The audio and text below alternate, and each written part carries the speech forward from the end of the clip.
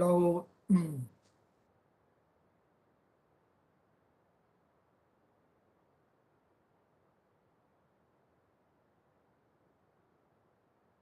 อาจารย์ชัยงั้นเราเริ่มเลยนะครับอาจารย์ ครับอาจารย์ครับ โอเคก็สวัสดีครับ Good afternoon everyone. Today it's my pleasure to introduce the Professor Dr. วันชัยยอดสุขใจ to say something first before our section will start. And the ครั Professor บผม วันชัย would you say some word for us first? โอเคครับสวัสดีครับเดี๋ยวขออนุญาตพูดภาษาไทยก่อนแล้วกันนะครับอาจารย์แล้วเดี๋ยว ได้ ท้ายด้วยภาษาอังกฤษนิดหน่อยนะครับ โอเค ก็สวัสดีแขกท่านผู้มีเกียรติทุกท่านนะครับสำหรับการเสวนาของสาขาวิศวกรรมศาสตร์และสถาปัตยกรรมศาสตร์ ในการเสวนาพิเศษนี้คือเรื่องความเป็นไปได้ ในการนำน้ำที่ผ่านการบำบัดแล้วกลับมาใช้ประโยชน์นะครับ ก็วันนี้ก็ได้รับเกียรติจากรองศาสตราจารย์ดรพงศักดิ์หนูพันธ์นะครับจากภาควิชาวิศวกรรมสิ่งแวดล้อมคณะวิศวกรรมศาสตร์มหาวิทยาลัยเกษตรศาสตร์นะครับที่จะมาเป็นผู้ดำเนินรายการนะครับแล้วก็รวมถึงบรรยายพิเศษด้วยนะครับแล้วก็เราก็ได้รับเกียรติจากดรประธานบรรจงปรุนะครับหัวหน้ากลุ่มงานโครงการและจัดการตะกรสำนักงานจัดการคุณภาพน้ำกรุงเทพมหานครนะครับร่วมให้เกียรติบรรยายนะครับนอกจากผู้เชี่ยวชาญจากประเทศไทยแล้วเนี่ยเรายังได้รับเกียรติจากผู้เชี่ยวชาญจากต่างประเทศนะครับก็ได้แก่ Professor ชีวางลีนะครับจาก Department of Water Resource and Environmental Engineering ทำกัง University ไต้หวันนะครับแล้วก็Professor ซาโตชิโอกาเบะนะครับจาก Division of Environmental Engineering ฮอกไกโด University ซัปโปโรนะครับจากประเทศญี่ปุ่นนะครับหลังจากที่จบการบรรยายพิเศษแล้วเนี่ยก็จะเป็นการเสวนาการซักถามและการให้ข้อคิดเห็นในเกี่ยวกับการเสวนาในวันนี้นะครับก็ต้องขอบคุณท่านวิทยากรทุกท่านที่ให้เกียรติกับคณะสาขาวิศวกรรมศาสตร์และสถาปัตยกรรมศาสตร์ในการประชุมวิชาการครั้งนี้นะครับ Today I would like to thank you very much for the guest speaker that give us the honor to give a lecture today, and also before the end of the session there will be the discussion session also. I would like to thank you very much for Professor Chi Wang Lee from Hamgang University and Professor Satoshi Okabe from Hokkaido University that give your valuable time to give us the lecture and have a discussion at the end of this session. Therefore, I would like to open the session and I would like to give this time to give the session to Associate Professor Dr. พงศักดิ์หนูพันธ์ Thank you very much again. โอเคครับสวัสดีครับ Thank you very much, Professor วันชัย Okay, now I think I should start now. Although the audience is all Thai, but today we have a guest speaker from Taiwan and from Bangkok, and another one is from Japan. That is the reason we have to use the English for the language to communication. And I think I will start first. I will start first and later, followed by Professor Chi Wang Lee and Dr. Patan Banjongpru and Satoshi Okabe. And after our talk, we will have a discussion. And today, Professor Chonglak Ponpasert, he joined our meeting too. And I think we should have some comment or something. It will work for everyone interested in water reuse. Okay, and I will share my slide first.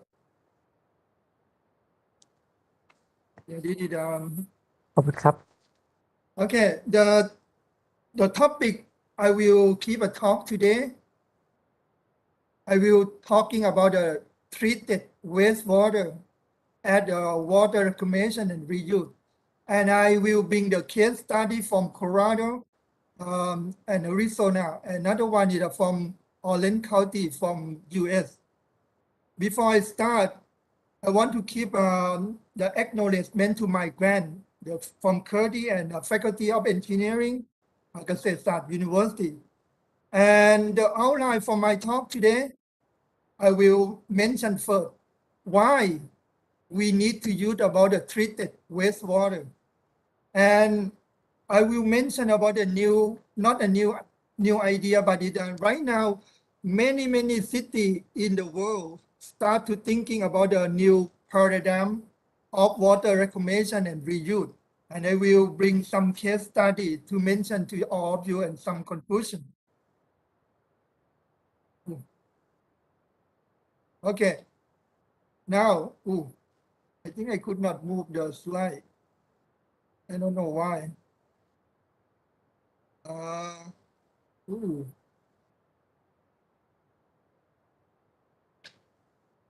Okay, now this figure is I use this one is we call the new or the old paradigm, because in the past many city never or thought about we do not have much water, because that is the reason they take a water from the river and do the water supply and supply to the city, and we have a sewage and the wastewater treated and discharged to the river. But this idea or the old paradigm, it happened because it now the problem of the water pollution, it gets more serious and serious. That is the first thing. And the second one is the cost of water and wastewater treatment is higher and higher. And another one is because we have the problem about the drought season. For example, this river is from the Mekong River. Everybody know the main of this river, it comes from mainland China. And now the China, it built a lot of, I think it built more than 4 or 5 big dams to hold the water. And that it might be one reason, but I know it have another reason to make a water is shortage. But that is one example. Or in Thailand in 2011, we have a big flooding and water is everywhere. And after that, 1 or 2 years later, we have a drought season. And nobody believed in Thailand we will have a short water, although our Thailand is our country have a lot of rain. But in that time, it based on the data, it only 3% of water we can use for the city. That is unbelievable. Nobody believed it. In Thailand, we have a problem like this. I think the main thing it comes from the global warming and can make a water shortage. And the problem it get more and more serious issue. And the thing is, we can solve this problem. I think the main thing is we just correct the rainwater. This one is okay, we can do it. Or we can use the seawater, do the sanitation or package wastewater, the water for sanitation. But the first one is okay, but you cannot control it. The second one and the third one is possible, but the cost is still quite high. But the last one is we can think about the wastewater reclamation and reuse. But this idea, it will be effect because I call it old paradigm. It means because we never thought about the water shortage before. That is the reason we did not plan it to use about water reclamation and reuse. That thing it make everything is so difficult. One thing is we have to make sure we have a good technology to can to help it. And another thing is the water quality confidence. This one is the public or many people have to be concerned that if we use about the reclaimed water, it's safe, it's okay to use it, yeah. And two more things is political decision and some conflict management. This one is all the issue and the big issue for the water reuse for the old paradigm. But nowadays, in many cities in the world, that okay. One thing is if we have to look about the water quality, we have to concern about the heavy metal or the nutrient and the pathogen and all the chemical. And we need to use about a lot of treatment. It's quite high and need a lot of money. Yeah, and we can do by we have to use many things. And now the new concept, because in many cities in the world now, they thought it about the new paradigm. It means they can use about the indirect potable reuse. But this one is when I said the indirect potable reuse, this what it's easy to say, but in the practical, it's very difficult to do it. If you look about this picture it tell us in some city in the world now, maybe in mainland China, I think they thought about the water short that it before that when they take a water from the river, they do the water supply and did it supply to the city. And for the treatment, they have a fertilizer to recover it, and the water it go to the water reclamation, and they have some rain harvesting too. It means this idea have to be planned before, otherwise it cannot solve the problem. And the main thing is this one they have to plan and do it. But many cities in Thailand, in the world, include the Bangkok. If we think about the water reuse or water reclamation, it's very difficult because it sometimes the piping we never planned it before. That is the reason they will take or will cost a lot of money. And this is the idea to try to minimize about the water source to put it to the city, and all the water reclamation it come to be to the natural body, and kind of discharge is not much for the wastewater. My meaning it means we have to plan this it before. It will take time, but cannot do it only one day. And another one is called direct potable reuse. But for today, we will not talk much about the direct potable reuse. But the country to use this idea is one thing is one country is Singapore, because in Singapore they have 4 sources for the water. One is come from the Malaysia. That one it might be quite difficult. And the Singapore have their own catchment water, but it's not much. And they can use about the wastewater for the water supply. And the last thing is the seawater for sanitation. And that is all 4 main sources for the Singapore. And if we plan about the water reuse, the main thing of waste for the water treatment is very important. And the idea is that they have to use, for example, they call the MLE or step feed. This one is very important. And in Colorado, they use MLE. For example, this one, they call the Metro Wastewater Reclamation.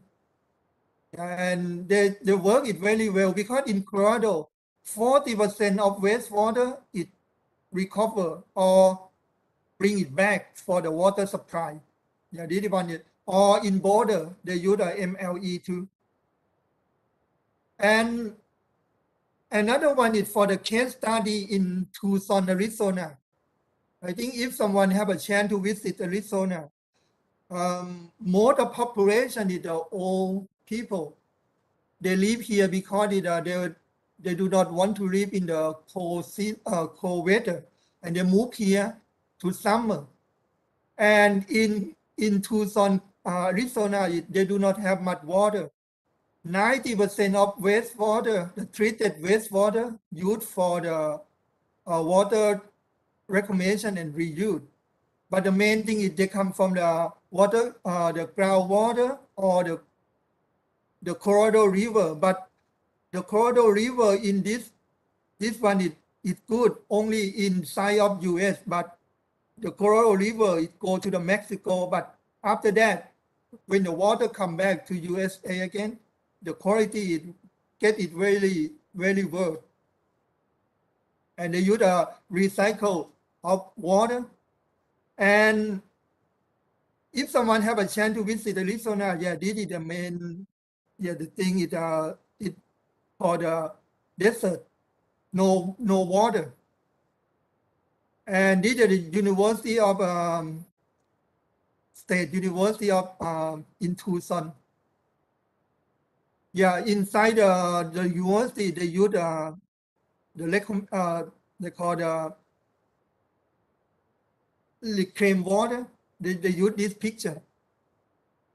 And the thing is in Tucson, Arizona, they use about the wastewater treatment they call the nutrient removal and disinfection. And in Tucson, they use the wetland, kind of the polishing of nutrient removal, and later they put to the reservoir. Yeah, later they bring that water to be the water distribution system. It means 90% of treated wastewater used for the water reuse or water reclamation in Tucson. Yeah, they use the wetland, and the wetland there is this one in city of Tucson. It works really well. Okay, another one is in Orange County. In Orange County, this one is because in that area, most of farmers they pump the water from underground for agriculture, and they do not have much water, and the city have to try to put the water back to the underground. Otherwise, it will be the land it will be sink. And that is the reason the city of Orange County have to do it very, very good job to treat the wastewater and inject to the underground.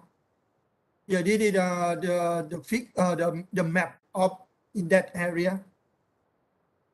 And the main thing is for in the Orange County, they have to do both the wastewater treatment and water purification. It means this is the criteria for the water reuse, and you can see here. For example, they're looking about the total organic carbon is less than 0.5 milligram per liter. And the idea is here, they use about the secondary treatment and tertiary treatment, and they have a disinfection, and they use microfiltration and followed by reverse osmosis and use the UV, and later they inject to the underground. This one is for in Orange County, because the main point is the farmer there, they pump the water from underground, but everything is not free. They have to pay the money. and a lot of money too. And you look here, 30% is the recycle or reuse waste, the reuse water in that area, because they have maybe only 17% for the natural recharge. Yeah, this one is a picture from Orange County. They have a microfiltration and reverse osmosis.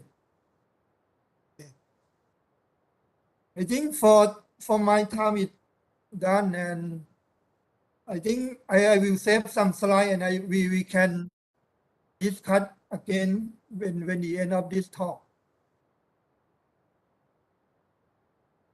Yeah.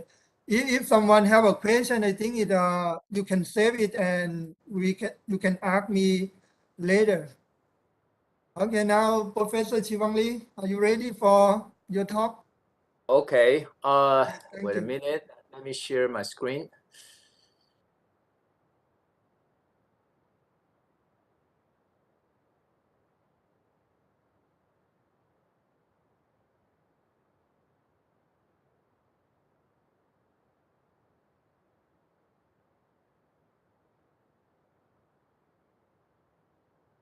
Okay,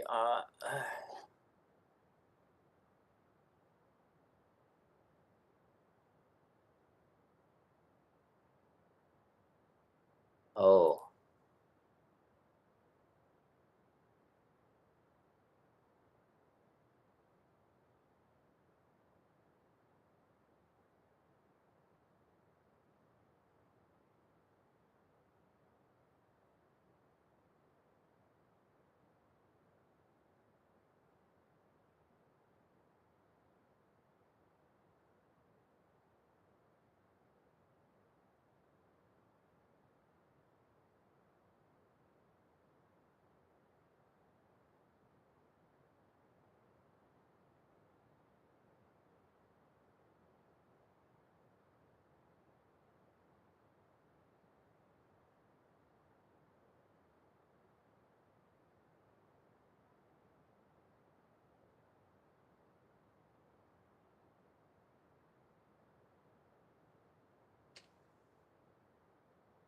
Wait a minute. I tried to share it, but it keep asking me for the.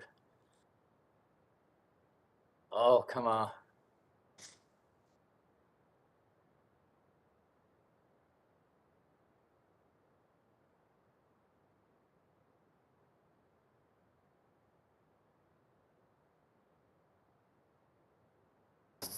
Hello, Professor Chiwang Lee. Yes.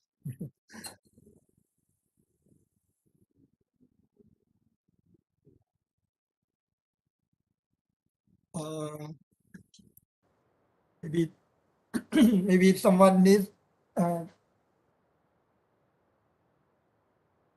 Chiwang, can you find a way to show the slide? Yeah, I'm trying it. Okay, now it's working. Okay, good. Great. It takes some time, but it's working.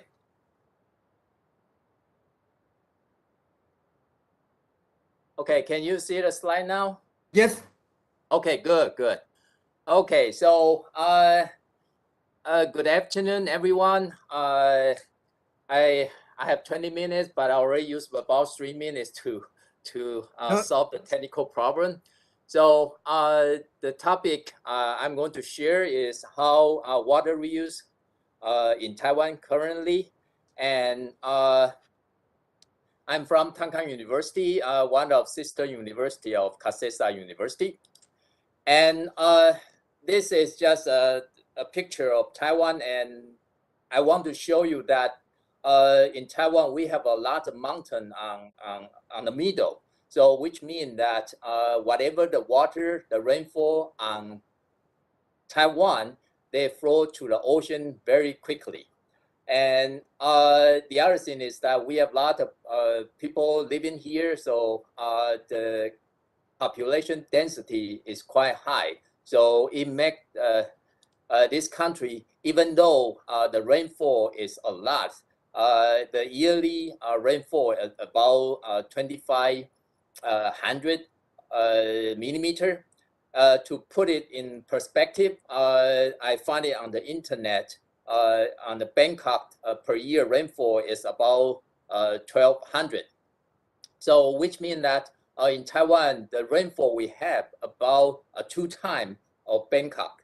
But in terms of per year per person, the water can be used. It's not a lot. In here, it shows that this number is quite low. So it's not a lot. And to make things worse is that the rainfall distribution, spatially and timely, also very uneven. So most of the rainfall come during typhoon season. That is during the summer. So if there is no typhoon coming in, actually we love typhoon sometimes. If typhoon is not coming in, we are in trouble. And the other thing is that the rainfall on north of Taiwan and south of Taiwan is quite not very even. So most of the farmer or people that the fishermen, they for the fish pond, they will take water from the ground from the ground. So the figure here showing that in Taiwan there are some county the land already subside. On the top of that figure, you can see that those houses already sink into the ground. So they take a lot of water from the groundwater, so make the land just subsided. And like I told you earlier, we have a lot of water coming in, but that's during the typhoon season. And because the river is so steep, so we cannot keep water very well. And to do that, we will have to rely on typhoon coming in a lot. But for the past 2 years, actually, we don't have a lot of typhoon coming in. When typhoon come near the Taiwan, it just go north and go to the Japan and Korea. That make us very nervous. And so we need a lot of reservoir to keep the water. And those reservoirs actually each year they have to replenish 2 times in order to have enough water for us to use. So this orange point at the dam, we have a big reservoir we have along the Taiwan. And last year we really run into the problem. This is the data showing how much water in the reservoir. The two on the top have the 90% and 80%. That are the reservoir to supply drinking water to Taipei City. And so that just for human consumption, and we don't have that problem. But a lot of water that is on like Hsinchu, that is a scientific park for some big high-tech company. They use a lot of water, and the reservoir content, the capacity already running out, so that make a lot of big tech company very, very nervous. So I want to talk about, we can see that we really need water and look like water a lot, but in reality, because that uneven distribution make water security not very very secure. So it looks like it's a good opportunity for us to do the water reuse, but we're still facing some problem. The first problem we have is that the problem is that the wastewater treatment rate is quite low. Most of the time, we have very high treatment rate that's in the big city, but in the whole Taiwan, the wastewater treatment rate is only like 60%. So in order to do the water reuse, you have to have a good wastewater treatment system first. And the other thing is that the tap water price, the drinking water price, is very, very low. For per cubic meter is about 11 new Taiwan dollar. So to put it in perspective, 1 NT dollar is about 1.18 bar. So well, about a cent. So you can see that the tap water price is quite low, 11.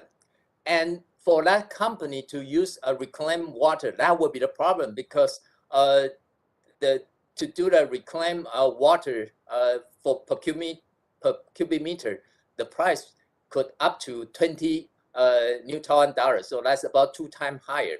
And that depends on where you use the wastewater to make reclaimed water. So according to some study in Taiwan, if you take wastewater from industrial park, then that price can about 25 to 35 NT dollar. If you take those water from municipal wastewater and make reclaimed water, the price will be 15 to 20. So it really depends on which water you use to make a reclaimed water. But the other thing is the cost of distribution system and the pumping. Usually the wastewater collection, the wastewater treatment plant already on the usually on the lower grade. So which means that the water go downhill, and when you make the water, you need to pump it to somewhere. So you need a special sources, the piping to pump the water to the company that need it, and that pumping cost is a lot. And to lay those distribution pipe, the cost is quite a lot. So usually in Taiwan, we think that is very important to promote the use of reclaimed water. So those costs for distribution system and pumping are subsidized by the government. And then in Taiwan, we don't use reclaimed water for potable reason. We can only use it for industrial use. And you probably would think that for industrial use, that would be much, for the water quality required would be much less than for people to consume. But because we ask company to use reclaimed water, so they say, okay, we can use it, but you have to give us the water quality to meet certain quality. So like there are a couple problems. The company that make reclaimed water, they need to meet the demand of the company that need it. So they said, okay, you need to be low in conductivity, and some company ask for the boron concentration has to be less than a certain value, and some company ask for urea, the concentration of urea has to be lower than certain number. So it's more like build to order. So they say, okay, you can give me the water, but I want specific water quality. And those companies will only use reclaimed water during drought season. The reason is that, like I say, for the water from drinking water source, it's quite cheap. So they don't want to use that expensive reclaimed water during the season that have a lot of water. And so like last year, when the reservoir is running low, there's a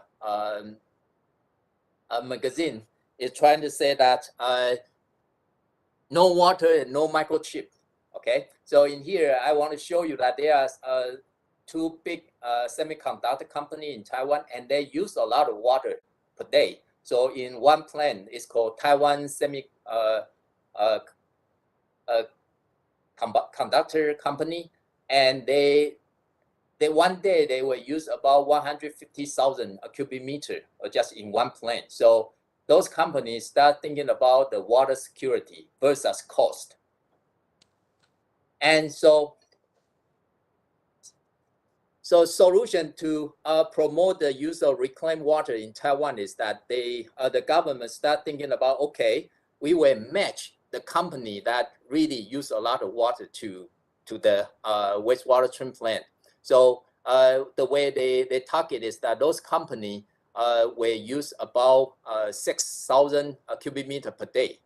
And then the plant is around 20 kilometers near the municipal wastewater treatment plant, so that can save the piping and the pumping cost. And they will meet the special water quality demand those companies ask for it. Actually, in the regulation, we say that the reclaimed water only need to meet very simple water quality. For example, pH should be 6 to 8.5, and the turbidity is 5 NTU, and total organic carbon should be less than 10 milligram per liter, and ammonia nitrogen is less than 10 milligram per liter as well. And so the first way to promote the use of reclaimed water is that to find the company that use a lot of water, and those company is near the wastewater treatment plant. And the other one is to match company with various water quality need. So in industrial park, maybe two company are just nearby, and one company use the wastewater generated from one company could be still good quality for the other company. And then they will match those two companies to use the wastewater from one company and use as their production water. And that good thing for two companies, one is that one can get the free water, and the other one don't need to pay wastewater treatment fee. So that's another way our government try to promote the reuse. And try to make wastewater, make reclaimed water in the industrial park is another way to do it. But the problem is that if I make the wastewater from the wastewater treatment plant, reclaimed water from wastewater treatment plant in industrial park, you have the plant that demand those water just nearby. But the problem is that the water quality is not that good. So the treatment cost will be high due to the complexity and high conductivity of wastewater. So what our government trying to do is that, okay, let's look at, usually in Taiwan, we have some industrial park is specific for certain industry. So we have some industrial park that's for electroplating. So for electroplating, the wastewater treatment plant in the industrial park can get the wastewater have very similar wastewater quality. So to treat that wastewater to make reclaimed water will make the process much simple. And we start inventory what is the wastewater using right now. So what we did is that in Taiwan, we try to look at the reclaimed water into two categories. One is called cistern reclaimed water, and the other one is called non-cistern reclaimed water. So the cistern reclaimed water, which means the wastewater already get into the sewer pipe and then go to the wastewater treatment plant. So they treat it and go to the reclamation plant and make the wastewater to make the reclaimed water. And non-cistern reclaimed water is the water reused inside the industrial plant or living complex. So this figure show that currently reclaimed water use in Taiwan, most of the reclaimed water use is for non-cistern reclaimed water in industrial plants. So most of company has been asked by government to reuse their wastewater inside the plant. So we call it non-cistern. So we still have a lot of room for those cistern reclaimed water use. So this is the figure try to show you how they can use reclaimed water inside a plant. So what they did is that they can take the water from different process and they go to the wastewater treatment plant and they treat it again and put into the process that maybe doesn't require very high quality of wastewater. And I will give you some example currently are running and are building right now. So this Fengshan River wastewater reclamation plant and the reuse. And this is the BTO project. They build, transfer, and operate. So in this wastewater, in this reclamation plant, they use water from Fengshan River sewage treatment plant. So they are just nearby. So this reclamation plant just nearby the wastewater treatment plant. So they take water from the wastewater treatment plant and make reclaimed water. But the capacity is about 45,000 cubic meter per day. And they send this water to industrial park nearby. And this water can meet about quarter of the demand of that industrial park. And the company that build this system, they need to include the construction of recycle plant and the distribution pipeline and the operation of sewage and recycle plant. And this company can run the system for 15 years. And depends on the water quality, they use RO to treat the wastewater. And this is the map to show you on the top is the wastewater reclamation plant, and here is the industrial park. So it's around like several kilometers. It's just nearby. And fortunately, the slope is the pumping cost is not that much because it didn't need to pump the water upward. And this is another one. It's called Yongkang District Water Recycle Plant.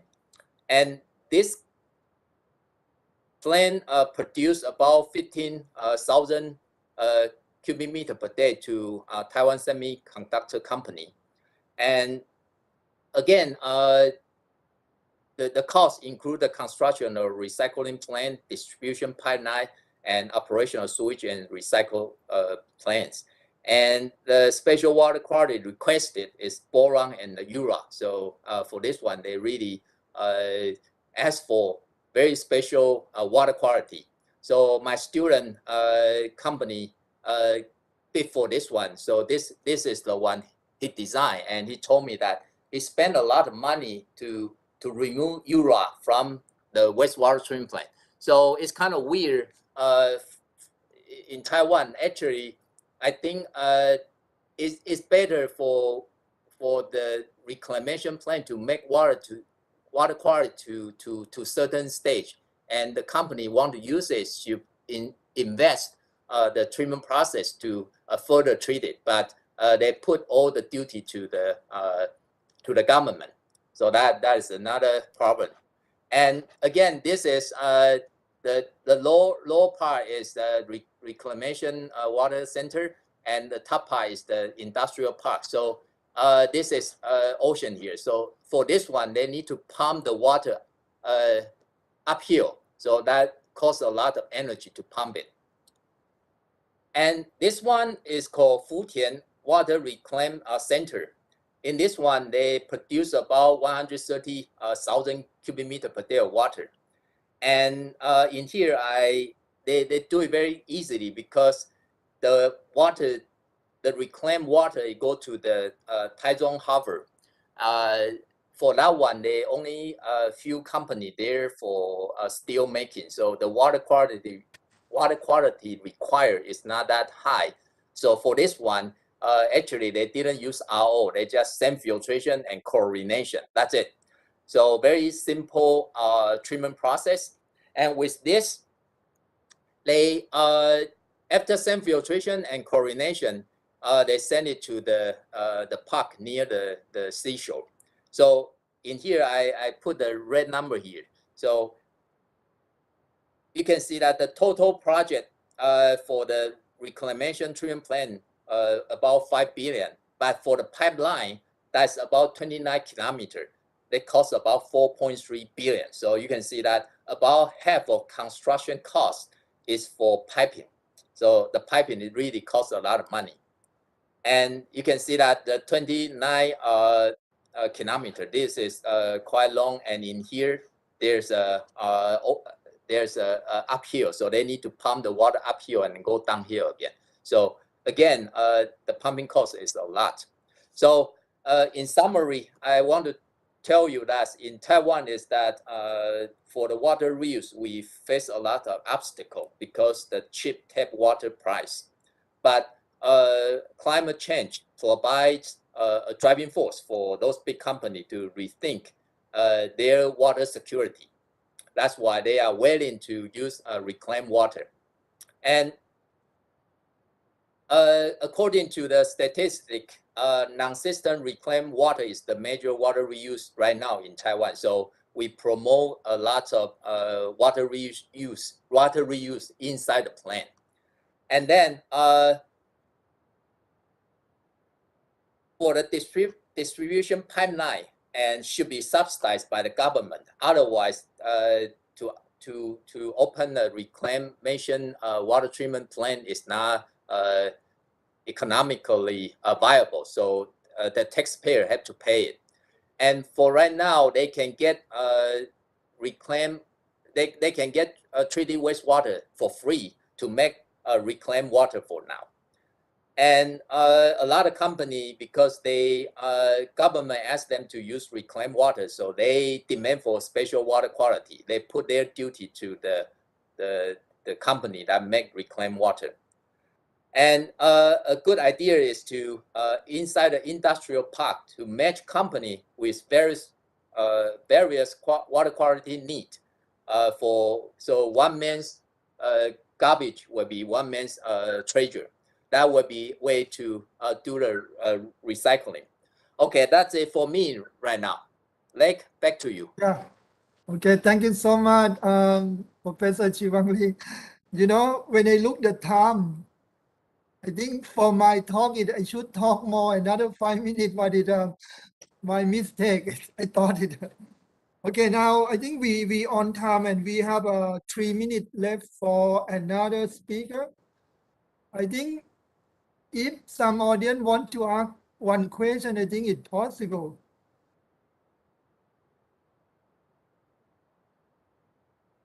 Professor Chonglak would like to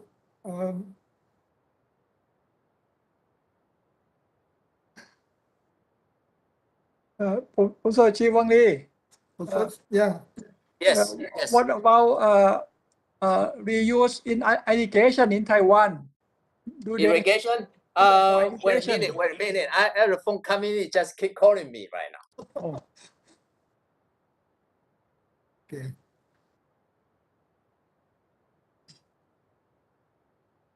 Yeah, I think it one thing is Professor Chonglak, when during my talk, we call the old paradigm and new paradigm.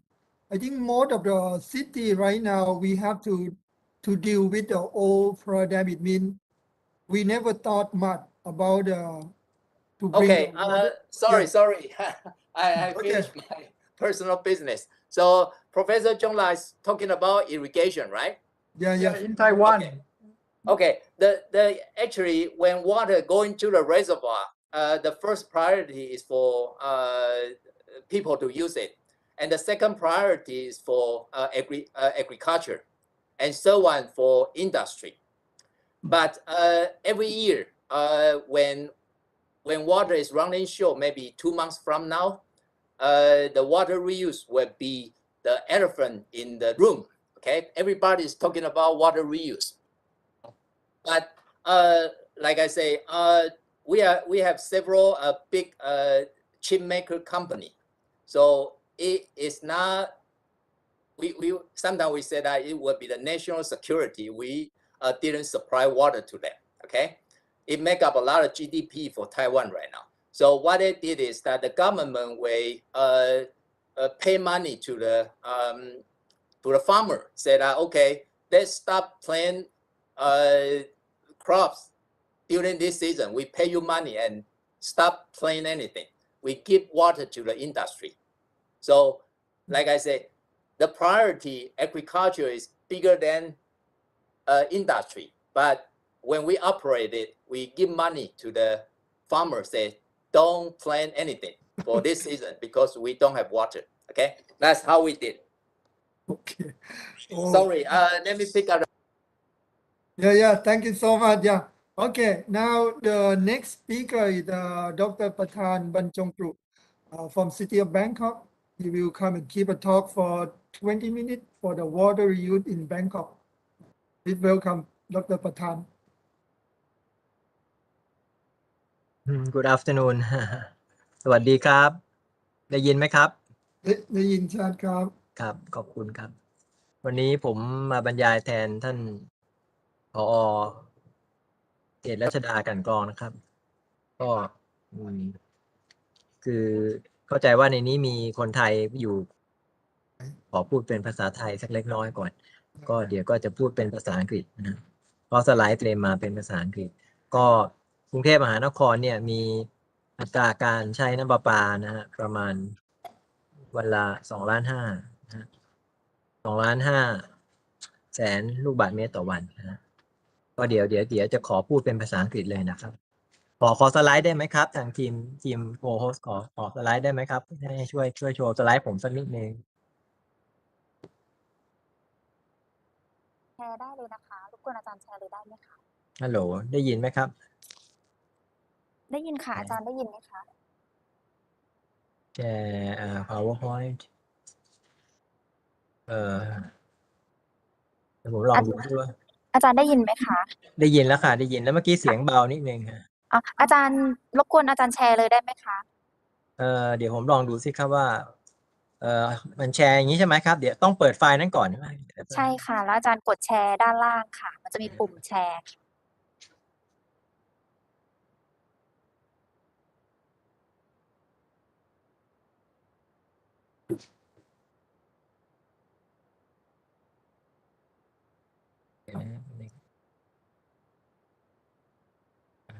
เดี๋ยวผมเปิดสักนิดก่อนเดี๋ยวปิดนะโอเคเอาละ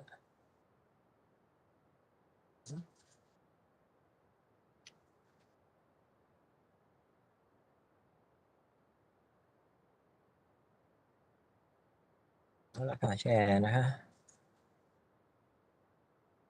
เอาละ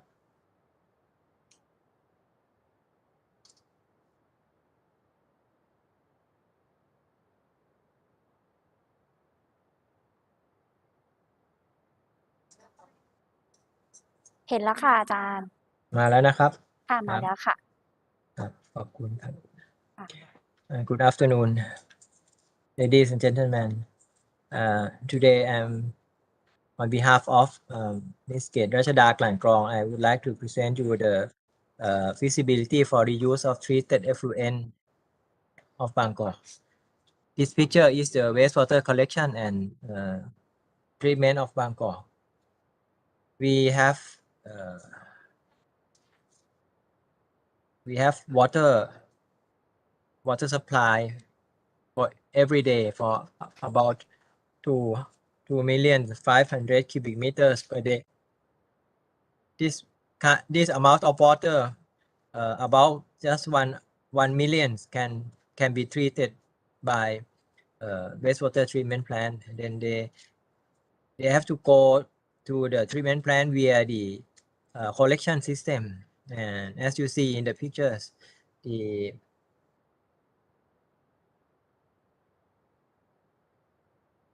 water flow from the houses and to the collection pipes and to pumping station and then to the wastewater treatment plant and then go to the river.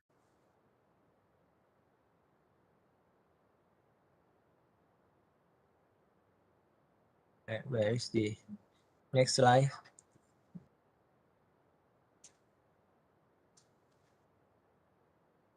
I did video overview. Can I go to the next slide? Yes, down. Okay, yes. We have construct the wastewater treatment plant, and this is like this. Locate only 15% of area of the city, but can be treated for 40% of the wastewater we have. So this is the cost for construction of the air treatment plant and the operational cost. This cost should be, now it was subsidized by the taxpayer, but it is not the so-called the polluter pay principle, because all people of Bangkok have to pay for the area that have the wastewater service. So in the future, we will charge the wastewater treatment fee to the person who was the water user. Yes.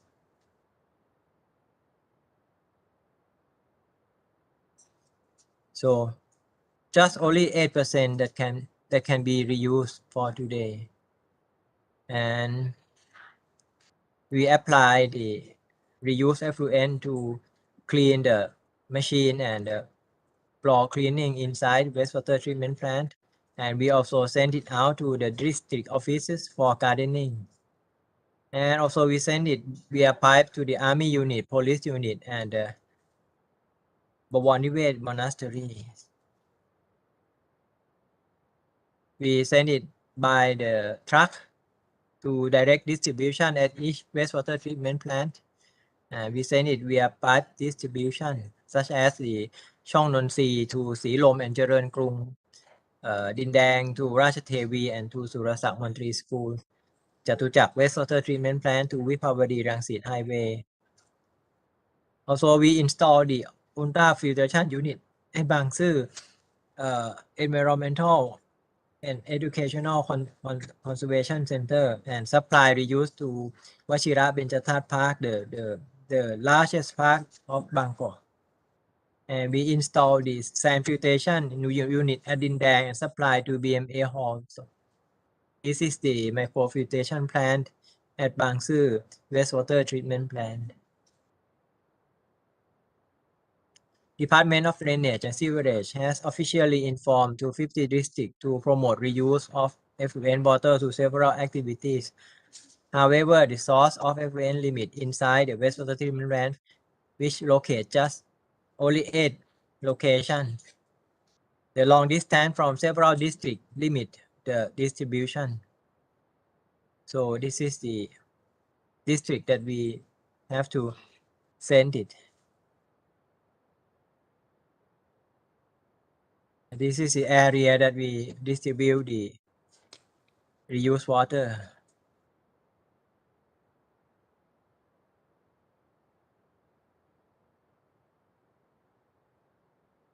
So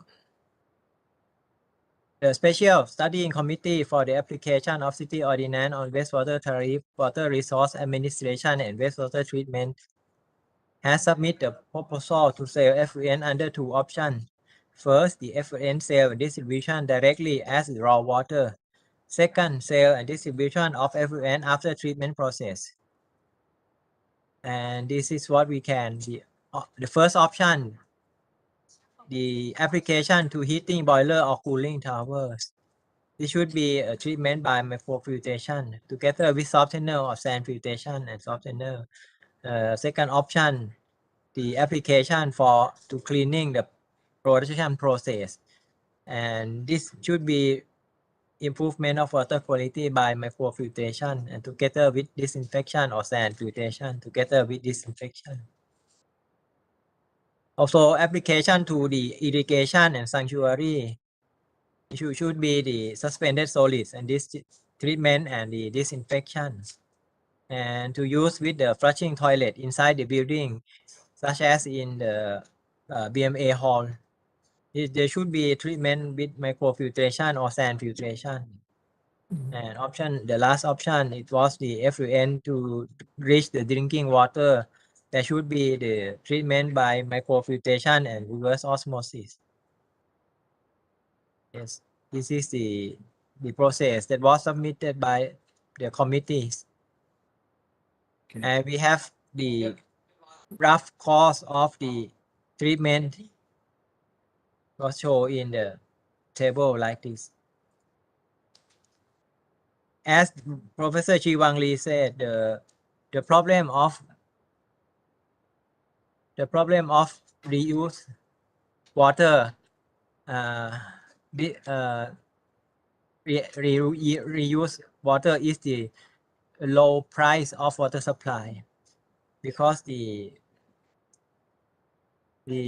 reclaimed water cannot be compared with the cheap raw water from the water supply. But in the future, we will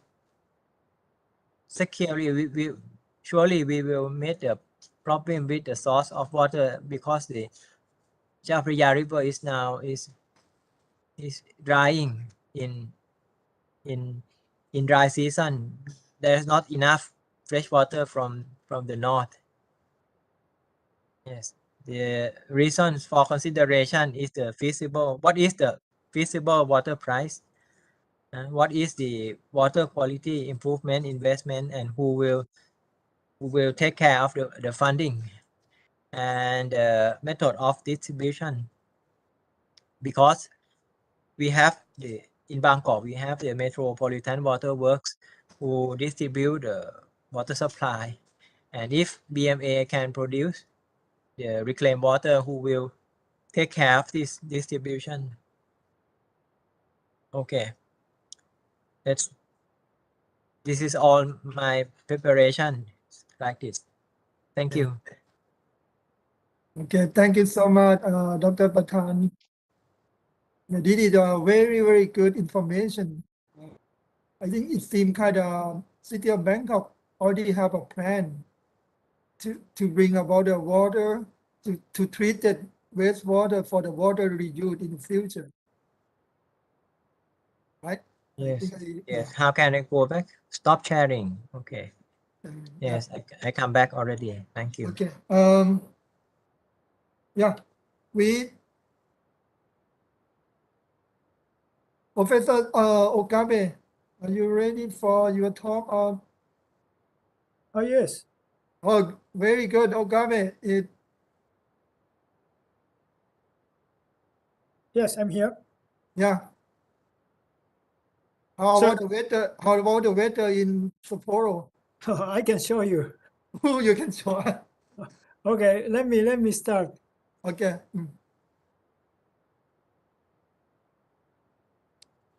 So Mm. so screen is fine.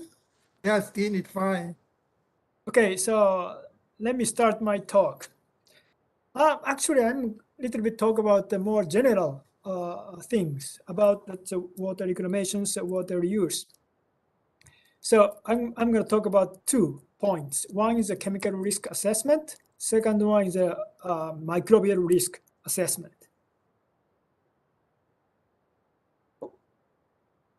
So how can I move this? Okay, before I go to my presentations, just I want to show you current Sapporo cities. Just this is the front of my department, Faculty of Engineering. About like 1.5 meter snow accumulated. Today, now it is heavy snowing, still a lot. So it's currently the snow is maybe up to somewhere around here. Ooh. Okay, somewhere around here. So now it's from the morning, this morning, continue to snow.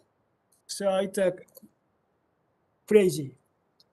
So it's see here, it's this is at the walk, pedestrian road here is maybe accumulation is about like maybe 70 or 80 centimeter. But now it's about like 1 meter, something like this here. So it's quite high, so I need to carefully walk back to my home because it's a deep snow. So I'm here. Okay. So just tell you that because it's, do you know that world population today's world populations, it's about like 7.9 billion people, and this number is continue to increase every minute. 137 people born, and every day 200,000 people. Every year 70 million people increase. Okay, so that's obviously we are going to face energy and water and consequently our food. So we have to deal with somehow, you know, we have to take care of energy and water first.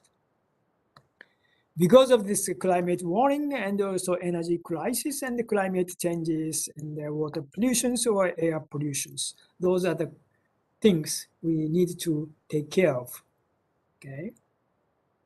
So the water pollutions is a very serious in Japan as well, and maybe your country as well.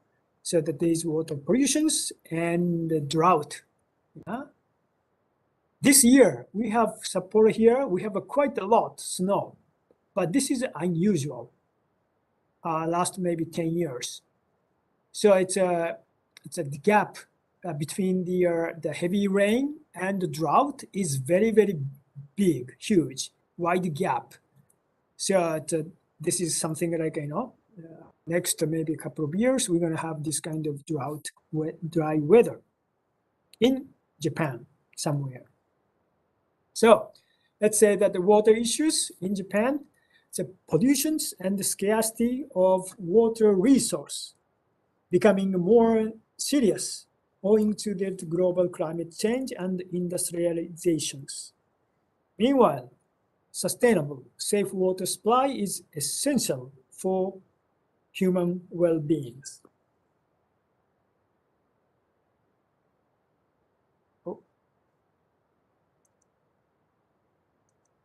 So, to increase the sustainability of the safe water supply, we need to think about a paradigm shift from quality-based water management to quantity-based water management. So remember here, the quality-based, this is a current our water management systems, but we have to move to this quality-based water management.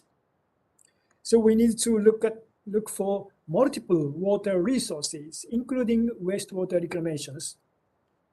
Of course, second, the multiple times we have to use the water not only once, then discharge. Okay, we have to use multiple times, cascading from the higher to lower water qualities. So this is our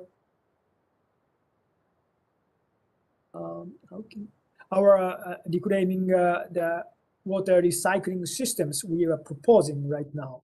So it's multiple use. Like here is a water cycle here, up here, and then second water cycle is somewhere around in the middle, and maybe third water cycles appeared in the downstream of this river.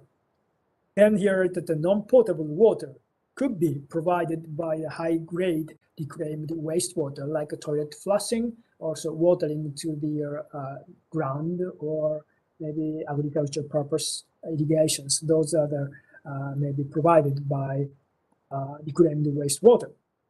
But to do this, we need to treat wastewater efficiently with less energy consumptions, and we have to use that water for drinking purpose, potable use. That's ultimately our goal. To do this, we need to treat our drinking water, such as like the reclaimed wastewater, by using advanced drinking water treatment processes. So biotechnologies and membrane separations, we think those are the key technologies, and the reclaimed wastewater and the polluted natural water for domestic use should be of acceptable physical and chemical and microbial quality. So today I'm going to talk about the health risks of the pathogens and also toxic chemical compounds. So before I go to the more specific technology, I would like to introduce the current Japanese situations. Here is the amount of the industrial water use and the recycle ratio. As you can see here, this is a recycle ratio, overall recycle ratio of industrial waters. Industrial water. As you can see here, almost 80% of the industrial water has been recycled, okay, inside of the industries. Okay, only 20% of virgin water they intake. Okay, so 80% of the industrial water are recycled. Okay. This is really amazing, you know, because it's like let's say Toyota or let's say Mitsubishi electrical companies, they recycle the water they used in their industries. Okay. So then here, what kind of the industries they use recycled water? Most steel industries, heavy steel industries, they recycled up to 90%. Okay, 90%. Okay, here, and also here the transportation machinery industries, they also recycle ratio is very high. Relatively speaking, very low recycle ratio, down maybe around like 10%. That is like a textile industry, because these industries are relatively speaking small, okay, small. So they don't have enough the money to recycle or to treat their wastewater, okay? So our industries, they are actually doing a lot of the wastewater treatments, okay? A lot, nicely. Because here, energy consumption is a problem. Because as you look at here, the energy consumption for drinking water and the sewage treatment, if you treat 1 cubic meter of the water, we have to spend like 0.82 kilowatt hour. This is including like drinking water treatment and the sewage water treatment, okay? Including both. So if you divide it into the drinking water supply and the sewage work, this 0.82 kilowatt hour goes to a 0.38 kilowatt hour for drinking water treatment and 0.44 kilowatt hour for sewage treatment. But if you look at this here, the drinking water treatment energy consumptions, 80% of the energy used for drinking water is due to these transportations. That means pumping water from dams to wastewater drinking water treatment plants, or maybe it's supplied the treated water to customer. That's a kind of transportation account for 80%. So if you have like a centralized, big, huge water recycling city, which definitely consume a lot of energy for transportations.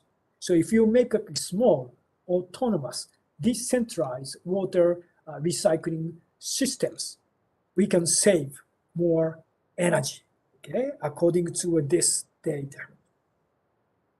This is the data from the metropolitan Tokyo. It was a little bit old data, but present data are also same, okay? And for energy consumption of the wastewater reclamations, well, using this in these calculations, I use MBR, membrane bioreactor.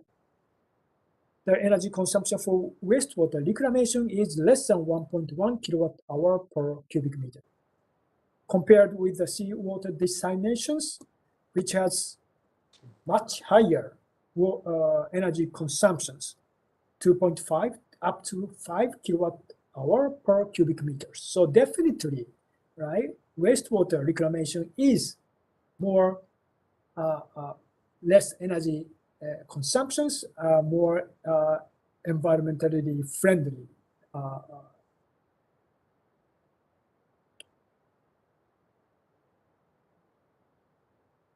So, as you can see here, seawater is the ultimate unlimited source from which we can generate new fresh water through desalination technologies. However, energy consumption is very big issues nowadays. Now, around the world, about 20 million cubic meters per day of fresh water was generated from seawater desalinations. Even in Japan, we produce 0.22 million cubic meters per day.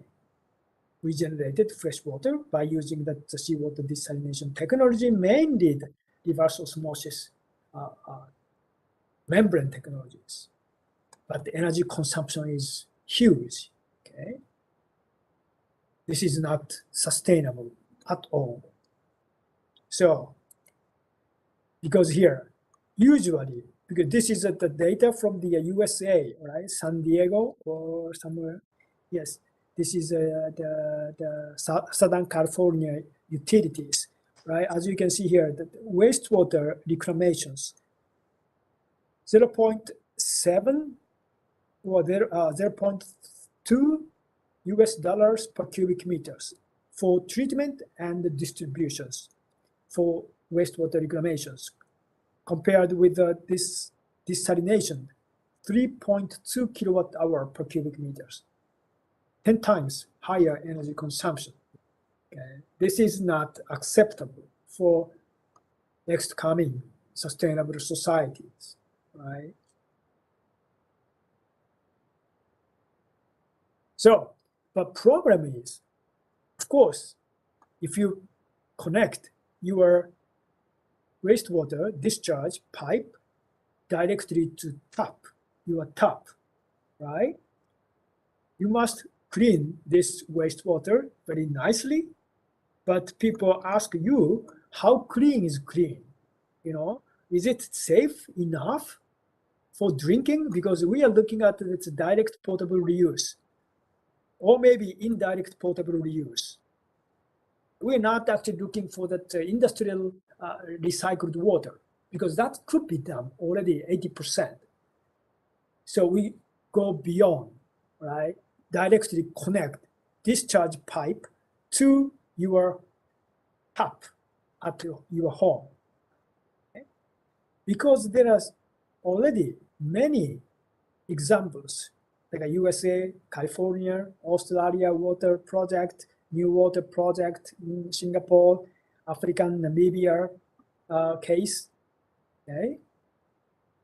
Of course, also in Japan, we have similar situations here, de facto indirect potable reuse. What that means, the de facto indirect potable reuse. That is the repeated water intake along a river. Just I want to show you here. Here is Tokyo metropolitan cities here. You see, we have a Tone River, kind of big Tone River, which is a source of the drinking water for Tokyo people, okay? But as you can see here, there are many sewage treatment plants along with this Tone River, especially upstream of this river. We have a lot of small sewage treatment plants, okay, upstream. Downstream, you have an intake of the drinking water source, okay? Drinking water's source here. So that means that the wastewater is discharged, then a mixture of the river water and treated wastewater, they intake as a raw water for drinking water, then treat at water purification plant, then supply to the people they are drinking, okay? Same situation in Osaka city, right? This is a Yodo River, running from here to these directions. Upstream, there are many red points, sewage treatment plant. Downstream, the water intake point. Okay, same situation as here. So if you calculate how many people are living in this water basin, about 11 million people here and about 12 million people living here. So if I sum up, about 1/3 of total Japanese populations are living in here and in here. So they are drinking this drinking water every day. This is the situation. That's why I said that this is a de facto indirect potable reuse. Okay, repeated water intake along with the river. But still, we are healthy because you see that we supply that this Tokyo the drinking water, bottled drinking water for this Tokyo Marathon official drink, and also in Osaka prefectures, they use this the Osaka water, city water, for drinking. Okay, they sell actually this bottle about like $1 per bottle from the vending machine. You can buy it. Okay, I'm talking about the water is like here, this water. Okay, because we treat it very well. Because here, Osaka city installed 100% advanced water treatment systems in their drinking water purification plant. What kind of advanced waste drinking water treatment processes they applied? They applied at the mid-ozonations before rapid sand filtrations. Before rapid sand filtration. Here, drinking water process. Okay, this is a kind of conventional coagulation and flocculation and sedimentations. Then followed by mid-ozonations, ozone, okay, oxidations. Then apply the rapid sand filtrations. Then after that, they applied post-ozonations. Okay, so it's the second time ozonation here. Then activated carbon adsorption process. Then put chlorine disinfections. This is a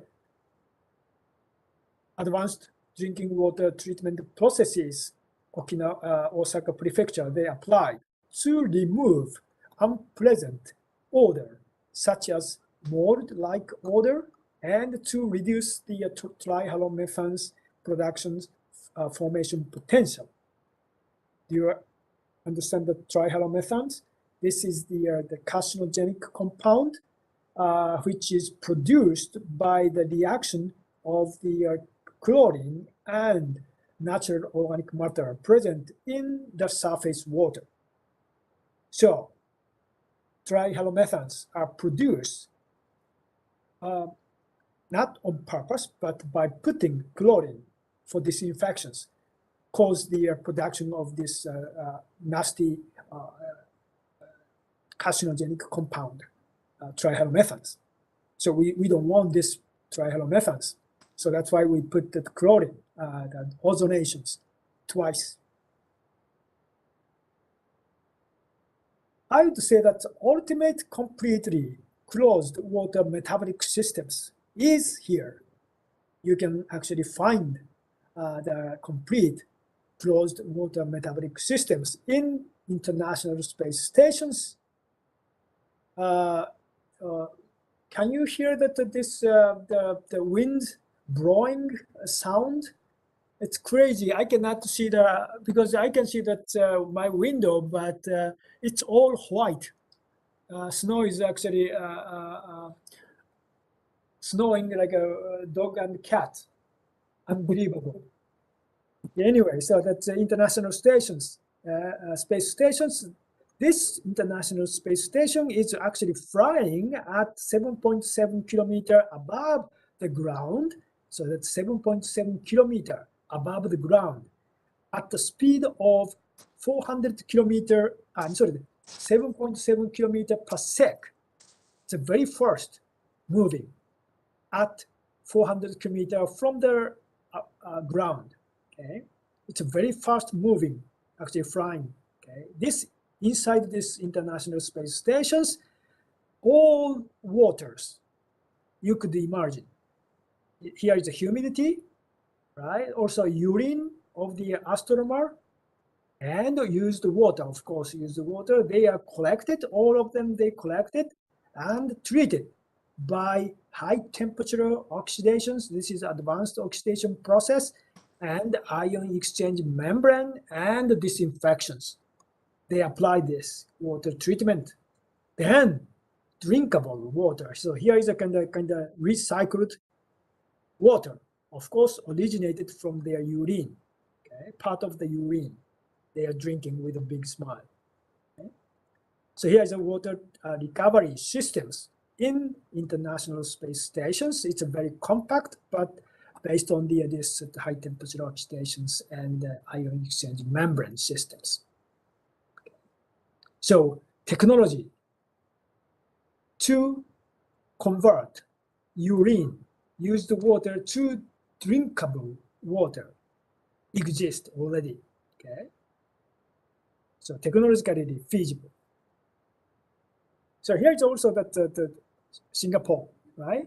Very famous Singapore like new water systems because the Singapore government, they want to have 4 taps. One is a local catchment water and imported water, and third one is new water, which is reclaimed wastewater. Of course, this is a drinkable water. Okay, I'm talking about the drinking water. 4 taps. One is local catchment, imported water from wastewater treatment plant, and here is a desalinated water. Okay. Of course, how they treat their wastewater. This is just a conventional wastewater treatment by the activated sludge systems. This is the treated wastewater, then goes to this microfiltrations, right?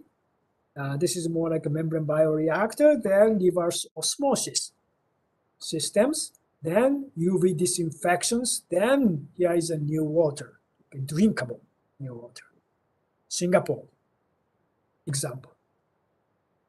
And they displayed, like here, as a new water. So with a kind of very nice bottled water. So if you do not know this is the reclaimed wastewater, you don't feel anything. Yeah, just like same as the bottled water you can buy from your vending machine. The water quality, of course, that if you look at the water quality, right? This is a new water quality. Okay, new water quality, and here is the local tap water quality.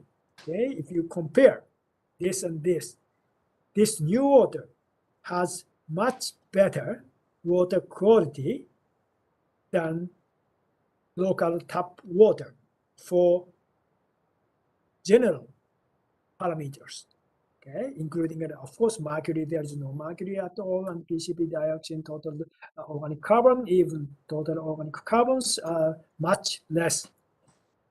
Coliform, of course, could not be detected, and the enterovirus could not be detected.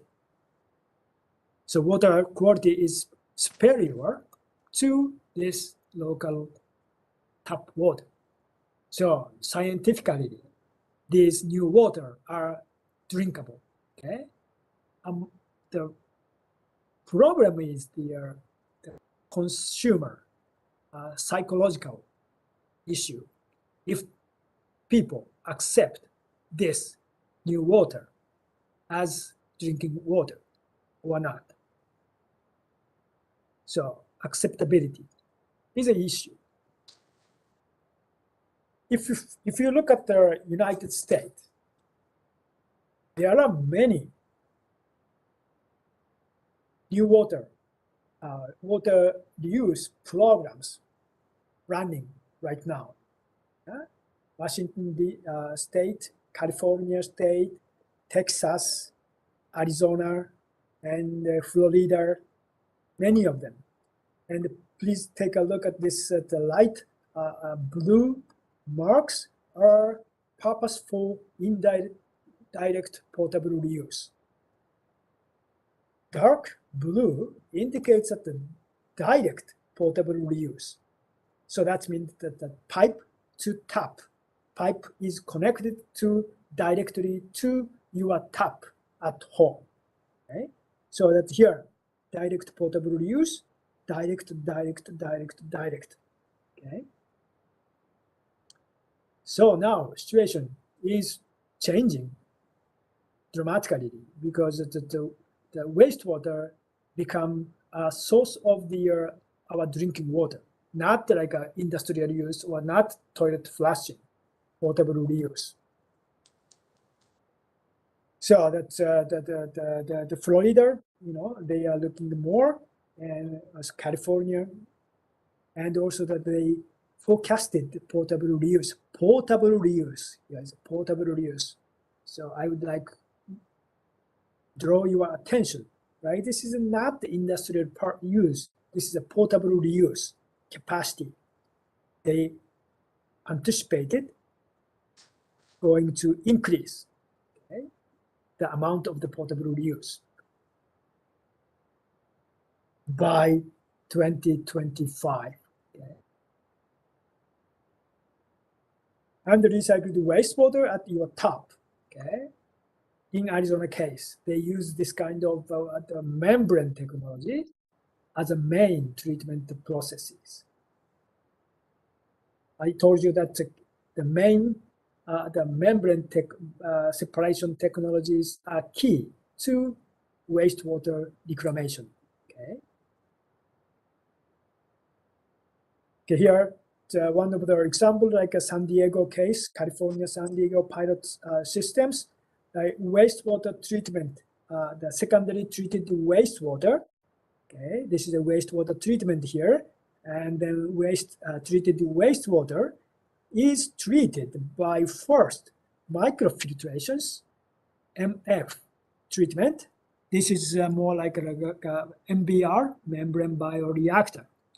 Then followed by UV, advanced oxidation process. Yeah, this is the chemical oxidation process, UV AOP.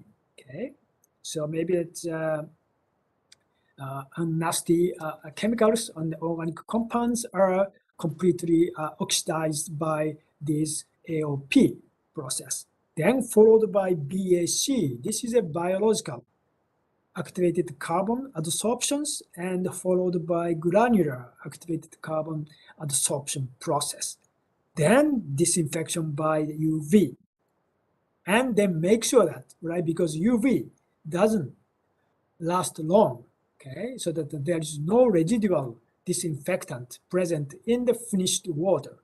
So therefore they put chlorine at the end to make sure that this treated wastewater, there is no bacterial regrowth in finished water. So they put chlorine, okay? So this is a whole system, direct portable reuse. Once again, this is a case of the direct portable reuse. So now we have a technology from wastewater discharge pump pipe connected directly to your tap, okay? But this water quality should meet the drinking water quality standard, right? Because this is a drinking purpose, directly we want to drink. So the water quality must actually meet the drinking water quality standard here. So how we can evaluate the water quality of the reclaimed wastewater portable reuse purpose? Okay. So first, I'm going to actually introduce the chemical risk assessment. But if you look at the wastewater, because which contains millions of chemical compounds, even unknown chemicals, okay, present very low concentrations. They are present as a mixture, okay, which makes very difficult to quantify. Okay, even you use very sophisticated instrumentations. I think you should forget about the all compounds measurements, because it is impossible almost to measure all those contaminated compounds. So what you could do to evaluate the water quality, if water is safe enough, of course, we have the way to actually evaluate, because it's based on this bioassays. So looking at the biological response-based evaluations. Using this technology, whole effluent toxicity, whole wastewater treated effluent toxicity can be evaluated, not individual chemicals, concentrations. Okay, as a whole, toxicity can be evaluated. And also, transcriptome-based, this is a biological response. So that means the transcriptome-based bioassays for human health risk. If we are talking about potable reuse, people drink the wastewater reuse, I mean recycled wastewater. So we have to evaluate the health risks of human, okay, not like aquatic ecosystems. Okay? Directly, we have to evaluate that health risks of human being by transcriptome-based bioassays. Because it's the Singapore case, new water, okay, was evaluated, safety of the new water is evaluated by actually using this kind of small animals. Okay, they feed this new water to mice like this, okay, for over like 3 or 4 years, and they look at that as potential chronic toxicity, not acute toxicity, right? Because our drinking water risk assessment, we have to evaluate that chronic toxicity, like over 80 or over 70 years old drinking period, right? Chronic toxicity. But usually these experiments are conducted only like a couple of years. Okay? It's not maybe enough, long enough. Also, look at that toxicity to aquatic systems. They use this kind of small fish, but this doesn't reflect that health risks of the human being, because this is a small fish, right? Also, the people in the literature, they use this kind of small Daphnia magna, small the worms, and also the algae, and even bacteria, to evaluate that the mutagenicity or the genotoxicity, right? This is the Salmonella type, Salmonella bacteria. Now, I guess that people started looking at that human health risks using mammalian cells, because this is a mammalian cell, different from this small worm and bacteria. So we can actually evaluate that human health risks by using this mammalian cells. But these in vitro bioassays are good sometimes because rapid, simple, well-established so far for specific toxicity, like a genotoxicity or acute cytotoxicity can be evaluated, but detectable mode of toxic actions are very, very limited, because you only look at the genotoxicity, okay? So we need a more sensitive, comprehensive assays is needed. So our question, our question is, how much we should treat our wastewater for potable reuse. So how clean is clean? You know? People say that I treated the wastewater. Now it's clean. But the question is, how clean is clean? Yeah? So this is a very difficult to answer. Okay, very difficult question to answer. And to what extent should wastewater be treated for direct potable use? Okay, up to the level of the drinking water. Maybe that's my answer is to up to the level of the drinking water source. So if you compare with the toxicity of the treated wastewater, must be similar or must be better than low drinking water source. That level we have to treat. So I'm going to introduce you our study, which is we developed the transcriptome-based bioassays for evaluation of the water quality of the reclaimed municipal wastewater. So transcriptome, this is the gene expressions, okay, analysis. So what we did, transcriptome-based bioassays, so we exposed our human cell line, this is a kind of mammalian cell, to the whole effluent of the wastewater. All wastewater effluent exposed to this mammalian cell. And then here is a control without exposure. Then we look at the messenger RNA expressions, okay, by using this DNA hybridization machines. Then we look at which genes are expressed to what extent, okay, compared with this control.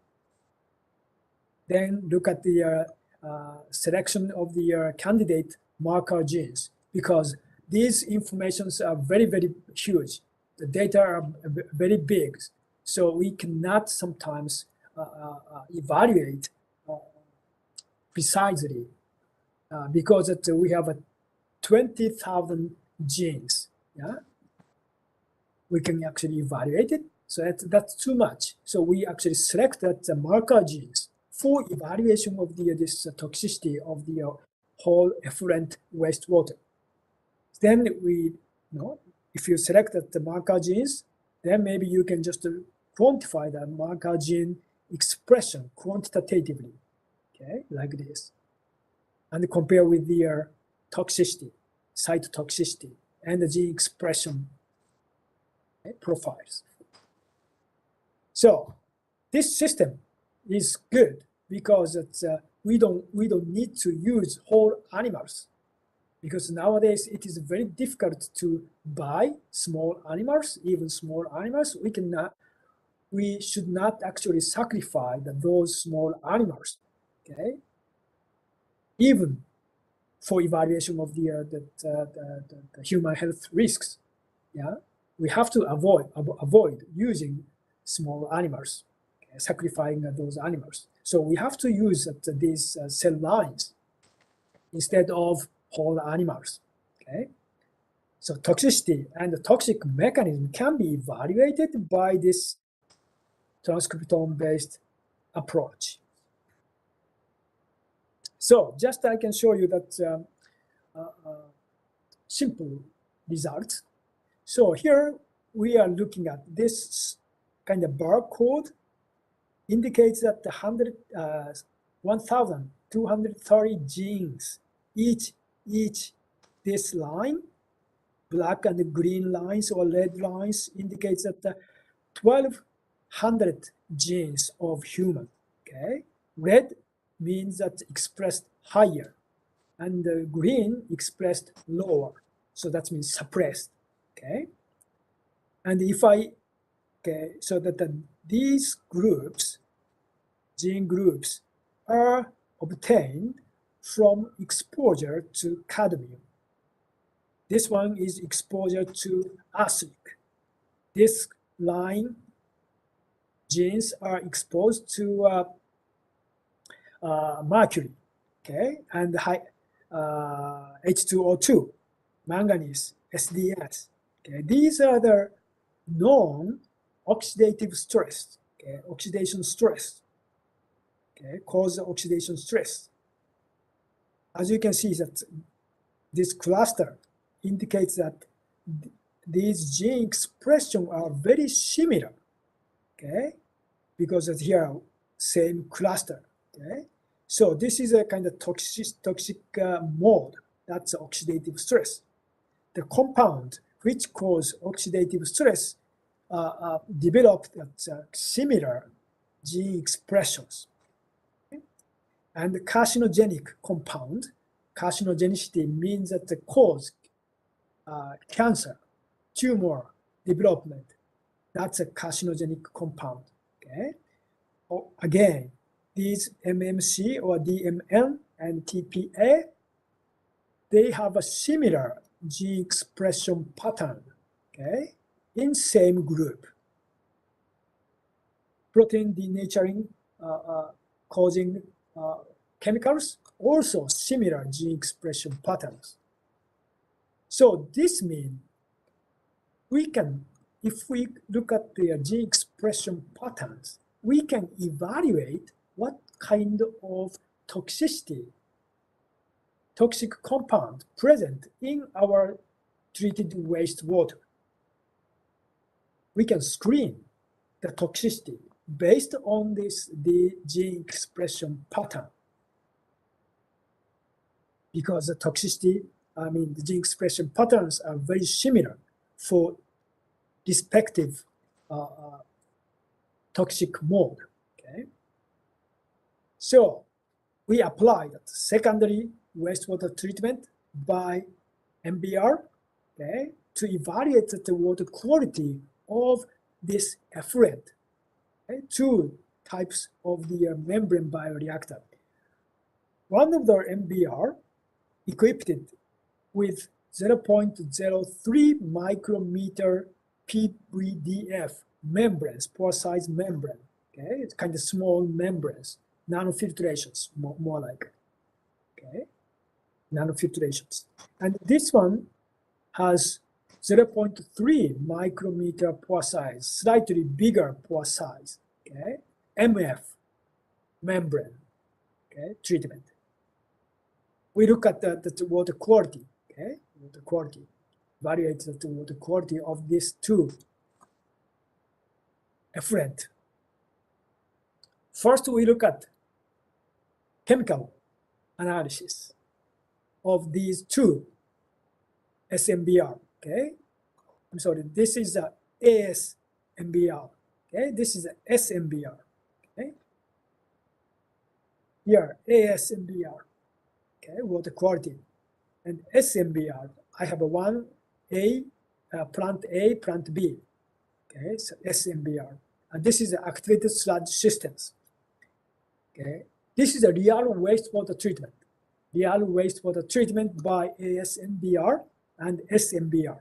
Okay, and this is a kind of pilot scale activated sludge systems, and this is a national water quality standard. Okay, discharge, Japanese national discharge standard. Okay, we evaluated, we quantified all 40 water qualities we measured. Okay, we quantified all 40 Japanese national discharge standard and all of their parameters. ASMBR effluent, SMBR effluent meets national discharge standard. So in terms of the water quality, chemical water quality, no problem, okay? No problem at all, okay? And compare with this conventional activated sludge process, much better water quality we can get because of the membrane bioreactor, okay? So better water quality we obtain. However, if you apply bioassay, biological response-based bioassays, there are big difference in cell viability. Okay, here is MBR exposed to the human cell, exposed to this ASMBR efferent and SMBR efferent. Cell viability 100%. This is a control without exposure. Okay, as you can see here, SMBR viability, cell viability decreased lower than control, which indicates that presence of some toxic compound in this efferent. Okay, if I expose human cell to raw wastewater, as you can see here, cell viability is about 40%, much lower than the control, meaning very strong toxic compounds are still present here. Okay? Here is a kind of positive control. Okay, we actually exposed to a bottled water, kind of avian or Volvic bottled water. You see, this cell viability is close, very, very close to 100%, right? Control. And also this is tap water, our Sapporo city tap water. Yes, 100%. So this means that, yes, indeed, some toxic compounds are still present in SMBR effluent and, of course, raw wastewaters. Okay? But remember, all 40 national Japanese discharge standard these wastewater effluents meet. Okay? So I cannot say what are the toxic compounds, okay, contributing to this decrease in the cell viability, but there are some toxicity present, okay, here, which cannot be determined by chemical measurements. So here it is very important, right? Because using the bioassays can reflect that, evaluate that cell toxicity here. It's very important. And also look at the gene expressions. Yeah, what kind of genes are expressed differently compared with the control, tap water or bottled water, right? As you see here, if I expose to raw wastewater, significant number of genes are differentially expressed. As you can compare with this is a conventional activated sludge effluent, okay? Activated sludge, and this is the ASMBR. Okay, if you compare to control, almost the same gene expressions, okay, because only 211 genes are differentially expressed, almost nothing. Okay? But if you compare with this raw water, yes, significantly different gene expression patterns are obtained. Same as SMBR effluent, okay? Numbers are very high, which indicates that there are biological impact, okay, compound which express that significant biological impact present in this effluent. So we look at what kind of genes are differentially expressed. Yes, here, as you can see here, there are many genes are related to lipid metabolism and also cell divisions are significantly influenced by the exposure to raw wastewater and SMBR effluent. So raw wastewater affect that the cell divisions. Activated sludge effluent also affected cell growth, okay, which is in good agreement with the result of the site toxicity test. So this transcriptome-based bioassay is very powerful to be able to look at the toxicity mechanism. Okay, I cannot tell you what kind of compounds are responsible, but I can tell you this water contains some compounds which cause cell division affected toxicity, also the cell growth, okay? Influence on the cell growth,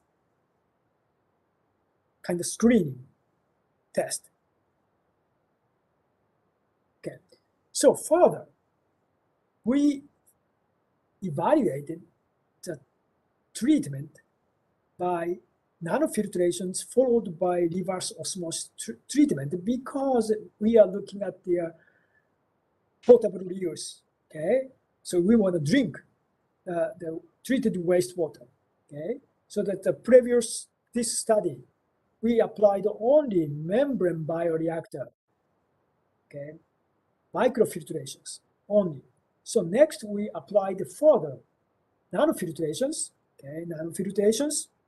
So that the sulfone membrane with a 1000 Dalton cut off. It's a very small membrane, okay, pore, and followed by reverse osmosis with 98% sodium chloride rejections. So that we can actually get the fresh water from this reverse osmosis membrane after this SMBR, okay, treatment. So MBR treatment, treated wastewater is treated by nanofiltration, then followed by reverse osmosis.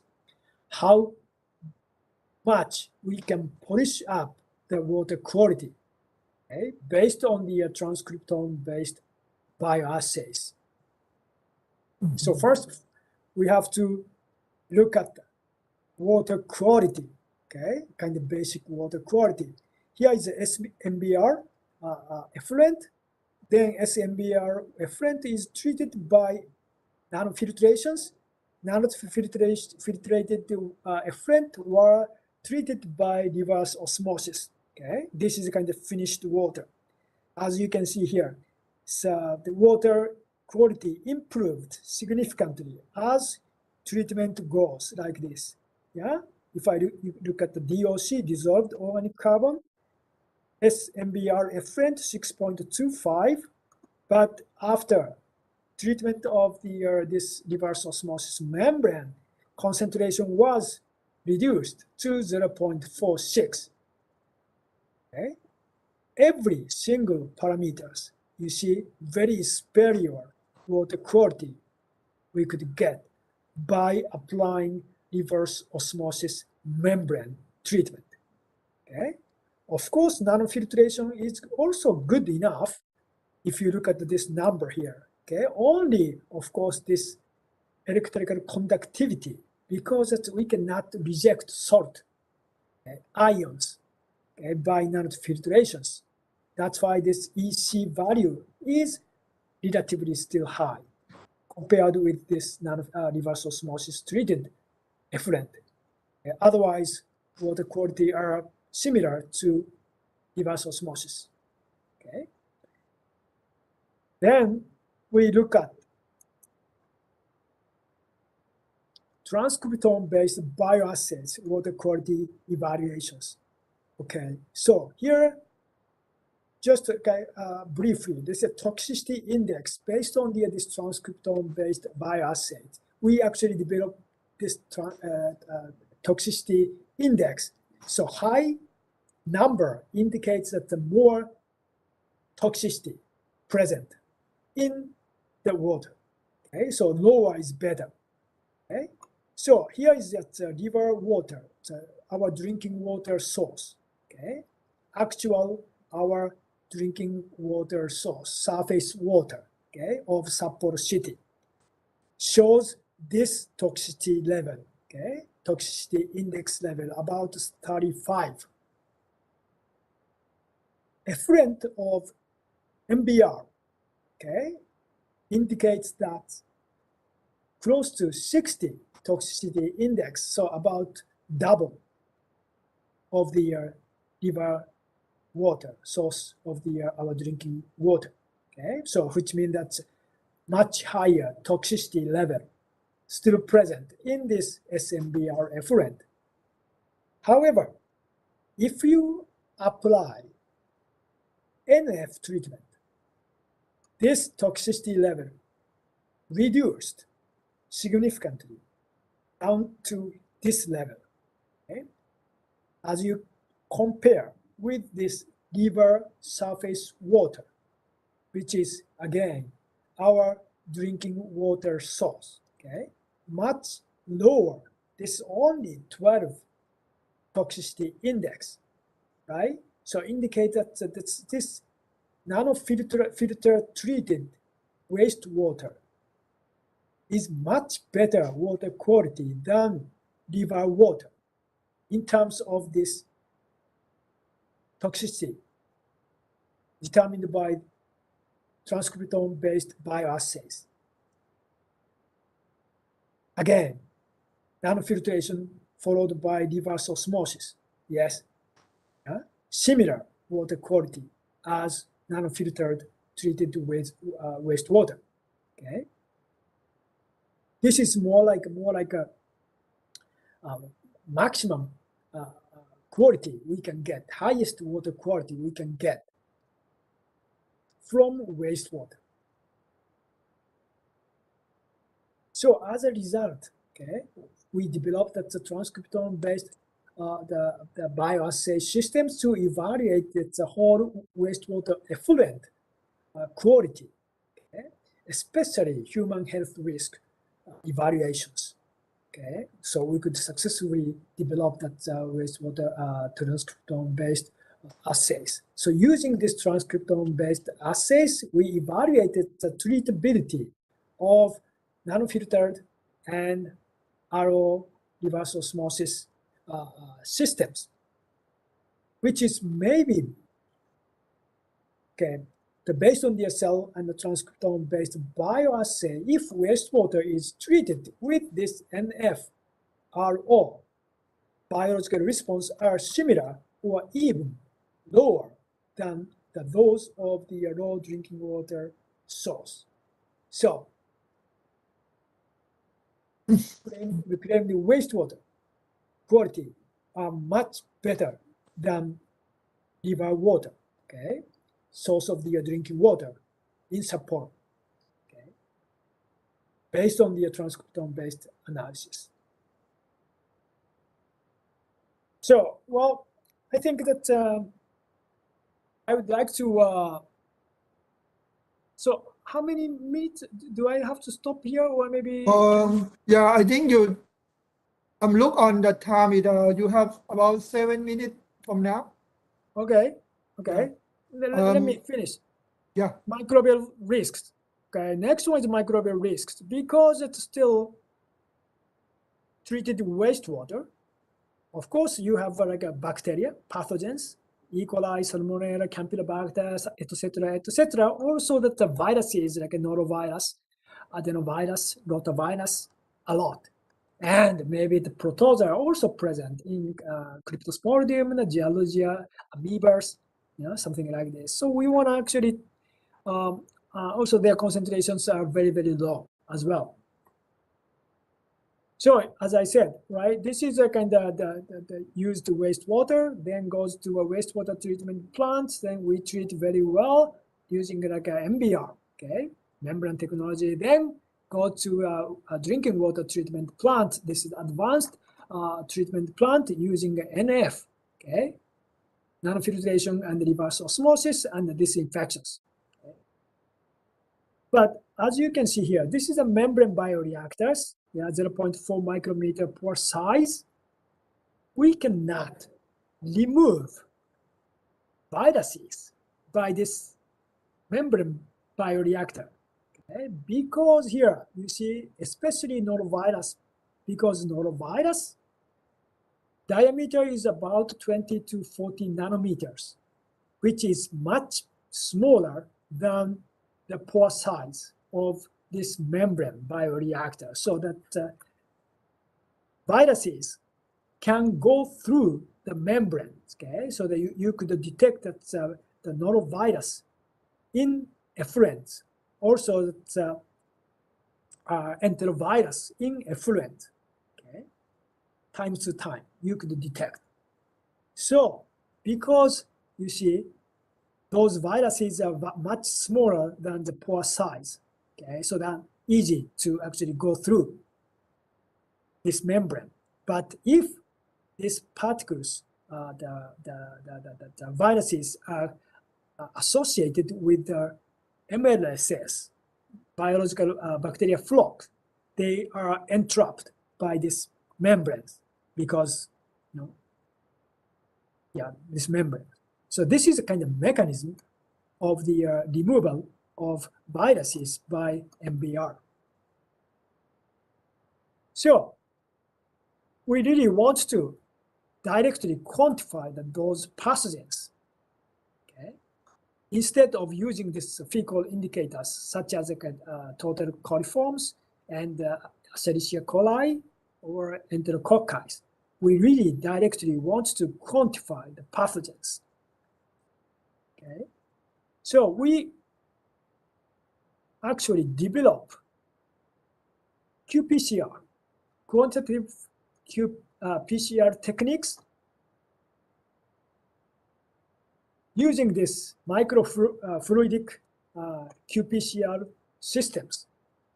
The beauty of this system is we can analyze almost 10,000 samples, okay, in one plate. Or precisely speaking, we can analyze 96 targets in 96 samples. So 96 times 96, close to 10,000 reactions can be performed in this microfluidic qPCR systems. Okay. So you can save your money, your time, and you can actually look at multiple pathogens, multiple pathogens. Only one PCR reactions, which takes about 2 hours, okay? Usually, PCR detections like COVID-19, like SARS-CoV-2, you should operate specific PCR reactions for COVID-19, okay, SARS-CoV-2. But here, we can actually analyze 96 targets, okay, once. So that's the kind of the advantage of this microfluidic qPCR techniques. So, which is really sensitive and specific and high throughput, as I mentioned, okay? And maybe I would like to say that we could actually test all these target pathogens, okay? E. coli down to this norovirus, including viruses and also bacteria, 12 bacteria species, 13 viruses in environmental samples. We could all detect it precisely, all those targets we could detect, okay, with a very high detection accuracy and low detection limit, okay, and high specificity. Well, one of this one is right. It's very nicely actually correlated, and also that we analyze the specificity of these assays. So we spiked, those the target microbes into let's say feces sample. So we spiked those the pathogens into feces. Then we evaluate the detections. Yes, we could detect the target pathogens in fecal samples. Okay, And also, we spiked those pathogens in the water samples, and then we got very nice detections. Okay, so detection limit of this system is about 100 copies per liters. Okay, 100 copies per liters. Okay, that's a detection limit. Okay? Yeah, spiked pathogens are specifically quantified as low as 100 copies per liters. So, direct multiple pathogen quantification is now technically feasible. So you don't need to run many PCR reactions with a lot of time, a lot of money. You can actually run only one PCR reactions, okay? Then you could detect 96 targets. So we developed this.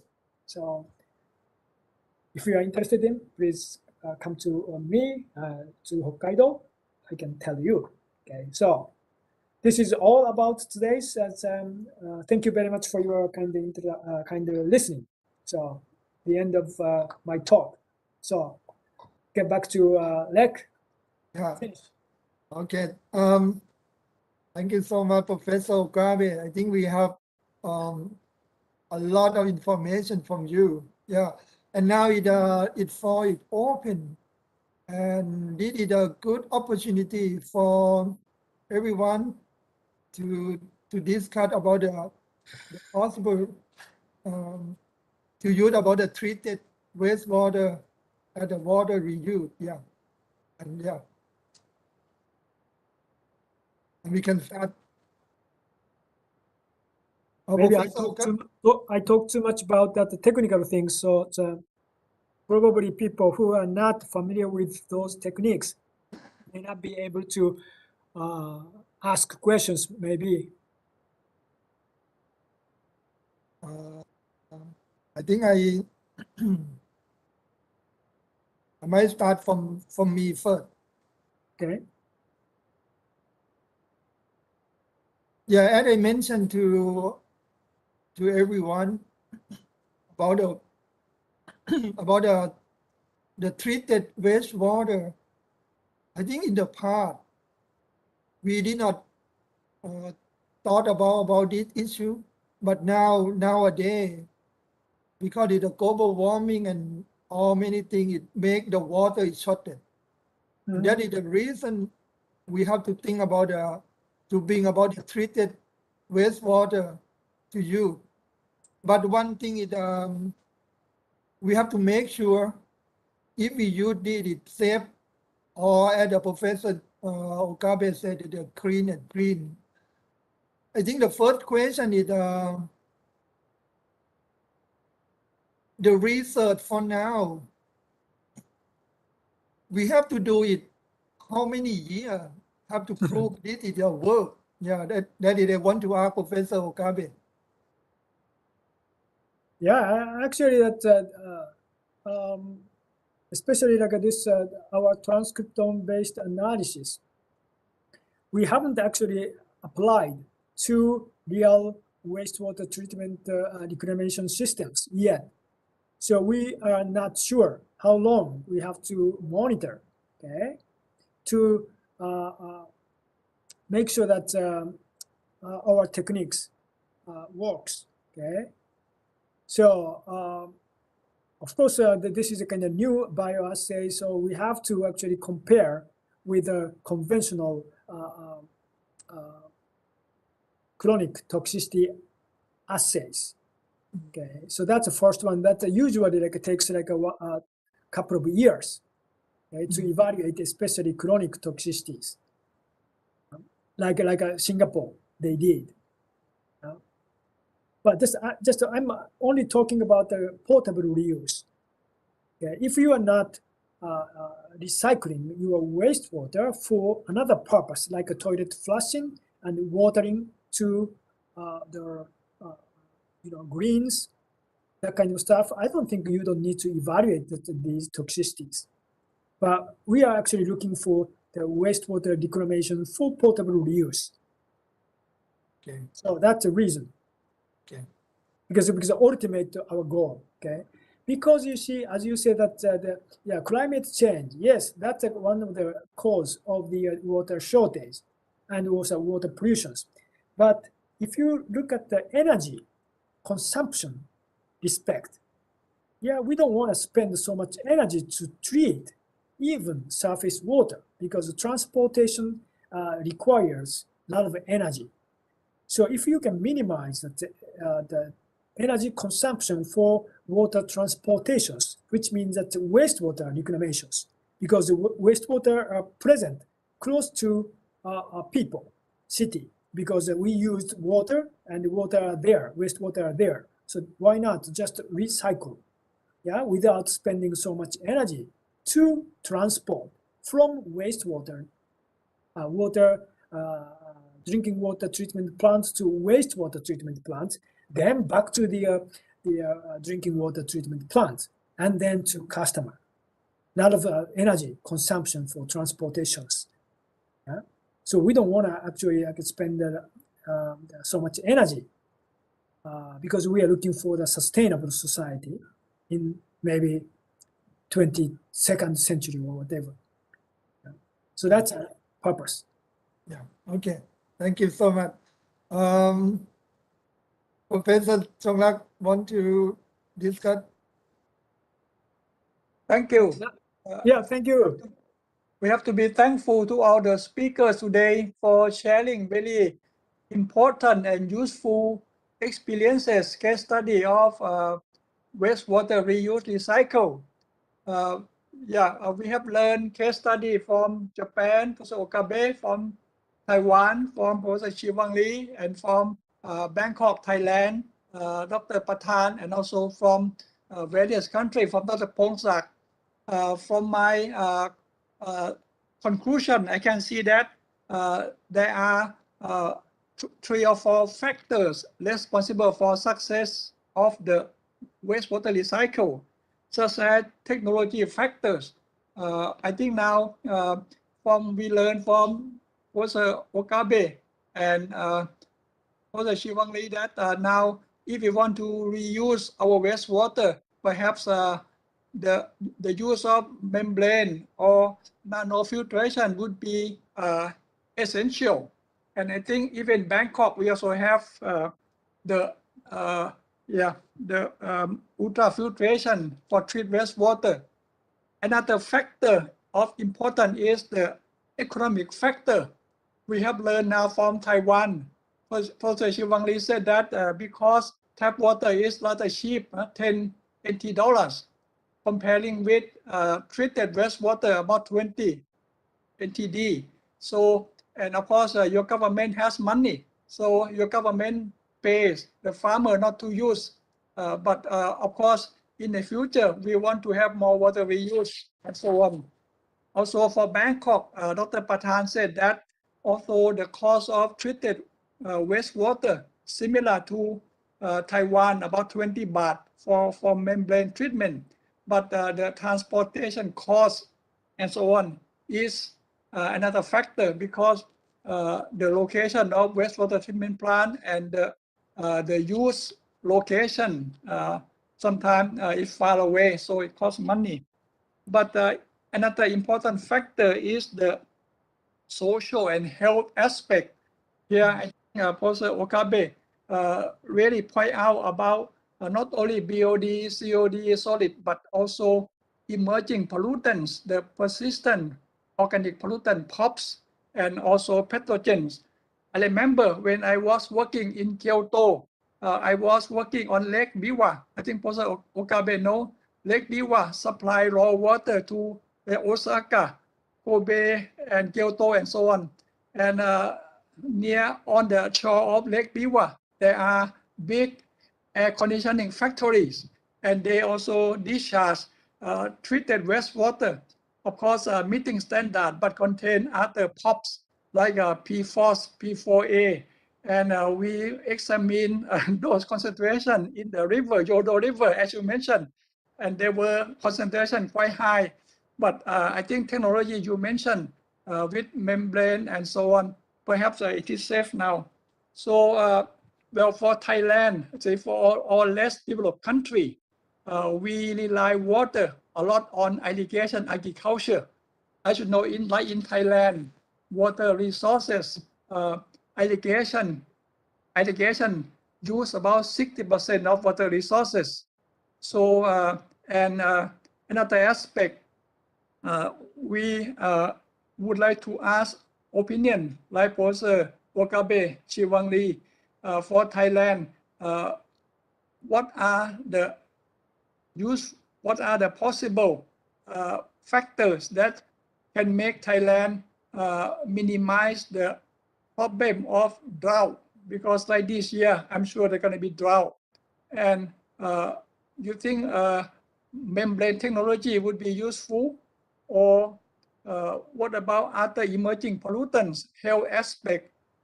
Because agriculture products are used for consumption, not only Thai people, but we also export to other countries also. In addition, we also have found that in addition to those emerging pollutants, there are also microplastics contamination in our water resource also, and so on, from unmanaged plastic waste and so on. So maybe you can help, like in Thailand or less developed countries, because agriculture is 60% of water uses. So what are the possible technology that can be applied? Perhaps input from all the resource person would be very helpful. And Dr. Pathan also can help add something. Thank you. Okay, thank you so much. Yeah, okay. Maybe start with Chivangli first. Okay, I believe to use wastewater, I think we need to think about who will be the one to use it. So for example, when Professor Okabe talking about those high tech detection process, that is because human is the one to use it. So to answer Professor Jonglak's question is that for agriculture, do we really need the water quality that clean? I mean, to look at maybe heavy metals and will be the one we need to be careful on agricultural products. Other than that, I don't know, maybe Professor Okabe is an expert on this kind of toxicity. I don't know, maybe to animal, to human being, that would be a toxicity, but for crops, would that be the problem? If that's not a problem, then the way we spend that energy to treat wastewater will be much, much less. For example, when we in Taiwan, we don't allow reuse water for human content.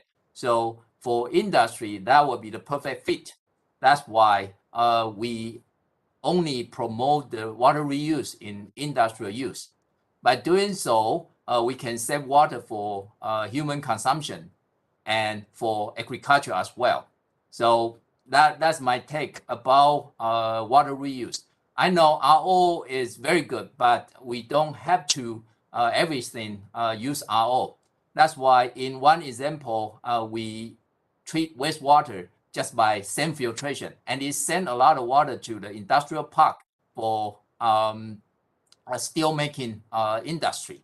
They don't need that high water quality. So it's really based on the purpose. But the problem is that I think a lot of construction cost is by those pipeline. Professor Okabe are right. Those pumping costs is a lot. And in order to lay the pipeline on the road, it really requires the government's effort, because it probably goes through the private land and everything. And that need government to step in to make it happen. We are not a communist, so we have to be do a lot of things based on, I think people need reimbursement to make it happen. So that sometimes you will be happy that communists can do things quickly. Yeah. Okay, that's my take. Okay, thank you so much. I have a quick question. In Taiwan, right now, in your country, the sewage pipe and the storm water, you separate or you combine the system? We are using the separate system. So, but the problem, like I told you earlier, in the city, we have a lot of sewer connection right now, but in those rural area, we don't have it. But fortunately, most of people live in the city, so it's not too bad. But like I say, I think the major obstacle is the price. The price for drinking water just way too low, and this has been 20 to 30 years the same price. When I get back from USA to Taiwan, I'm paying this price, and now it's 22 years later, still the same price. Because every year when they want to raise the price, and in Taiwan, every 2 years we have election. So that make politicians very cautious about raising the price for this. So that is the problem. Okay. Okay, thank you so much, Professor Chivangli. Now, Professor Okabe, I think the first question is, I think Professor Chonglak mentioned it. When we use the treated wastewater to the farmland, to the agriculture, you think it we have to concern a lot of things. How we need to use the clean water for the agriculture? Yes. So for agriculture purpose, I think that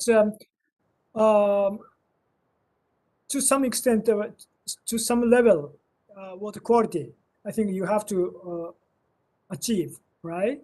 Because it's I don't think we can apply it directly from wastewater to treatment to agriculture land. I think, yeah.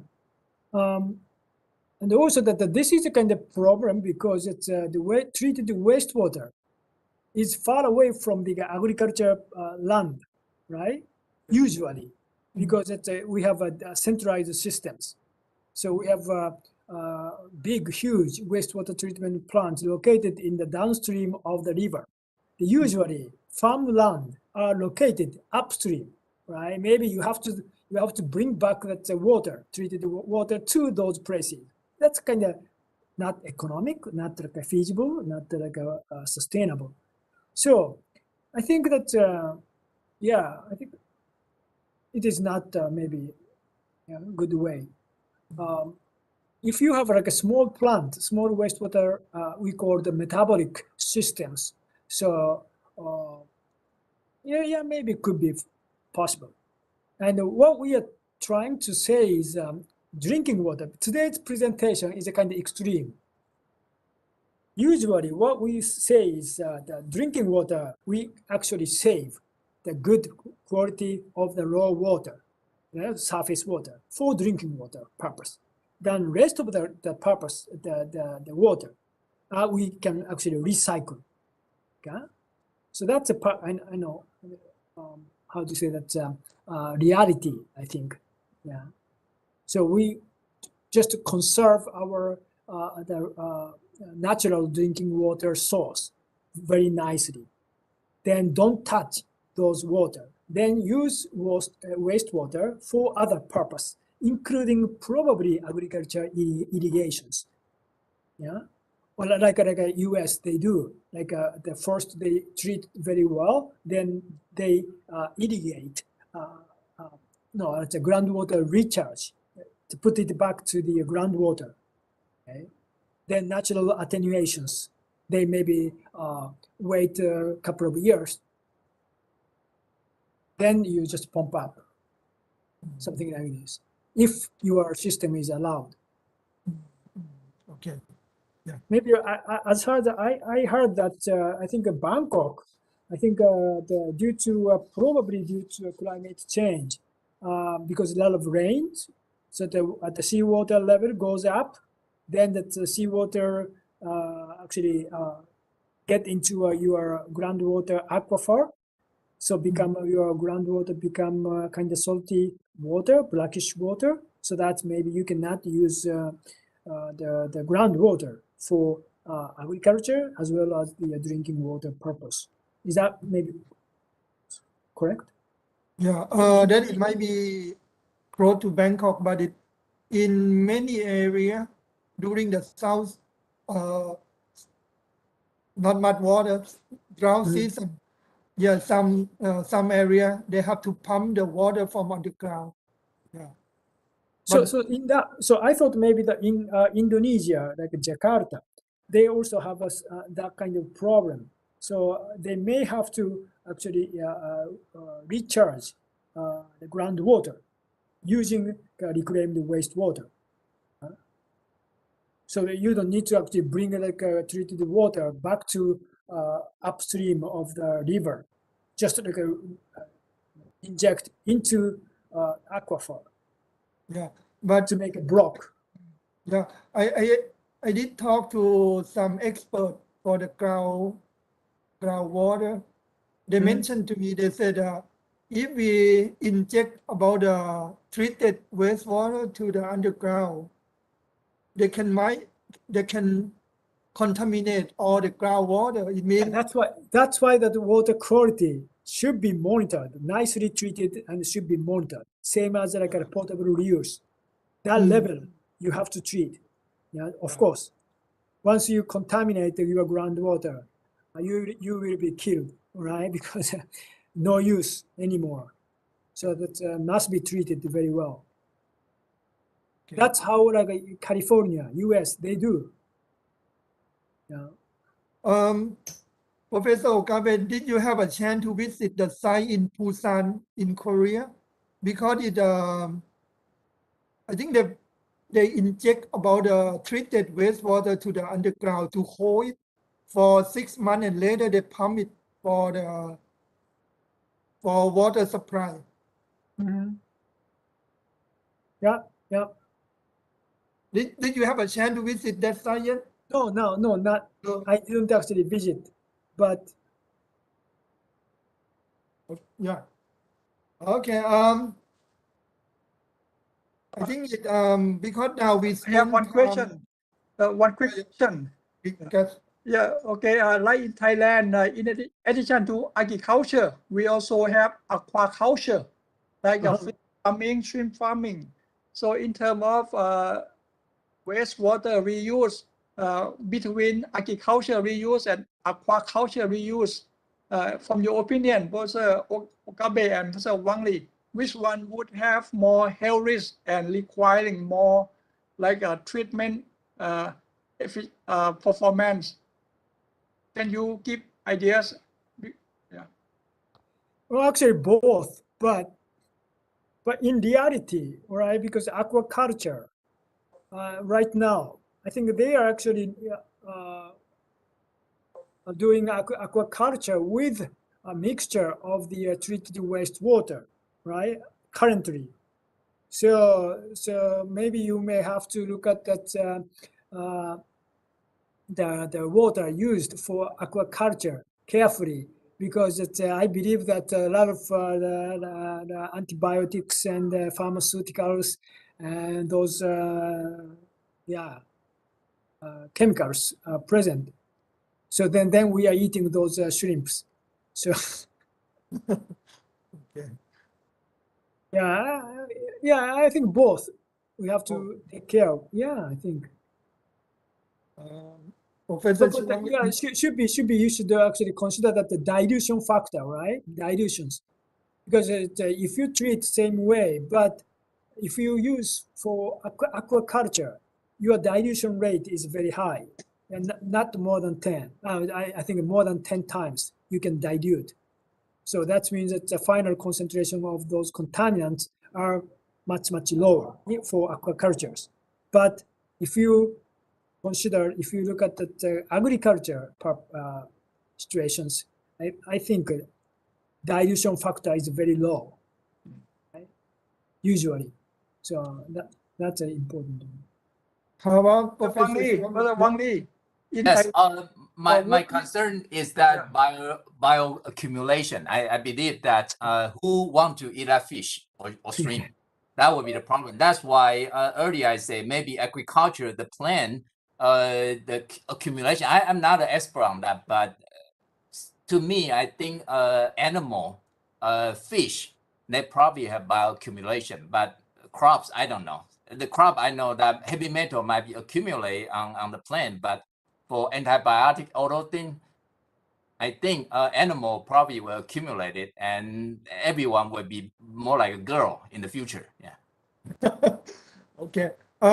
Yeah, I want to make more discussion, but we cannot because after this, the student will keep a presentation, but I want to make a conclusion. The issue for the water reuse, I think it will be the huge issue in the future. And Kasetsat University and Faculty Engineering, I think we want to focus, and we have Professor Chiwang Lee, Professor Okabe, and Professor Chonglak, and I think we will work together and make more research. It's stronger, and I think for Kasetsat, we will focus more on horticulture. And today, thank you so much for the audience to attend this talk, and I believe we will talk more on the water reuse and recommendation in the future. And thank you again, and see you next time. Yeah. Thank you. Okay. Thank you, Rick. Thank you, Yeah. Chonglak. Okay. Thank you for invitation. Bye bye. Bye, bye, bye, Thank everyone. you. Thank you. The snow is Tonight. terrible. Unbelievable. Yeah. Yeah. Okay. Bye. Bye bye.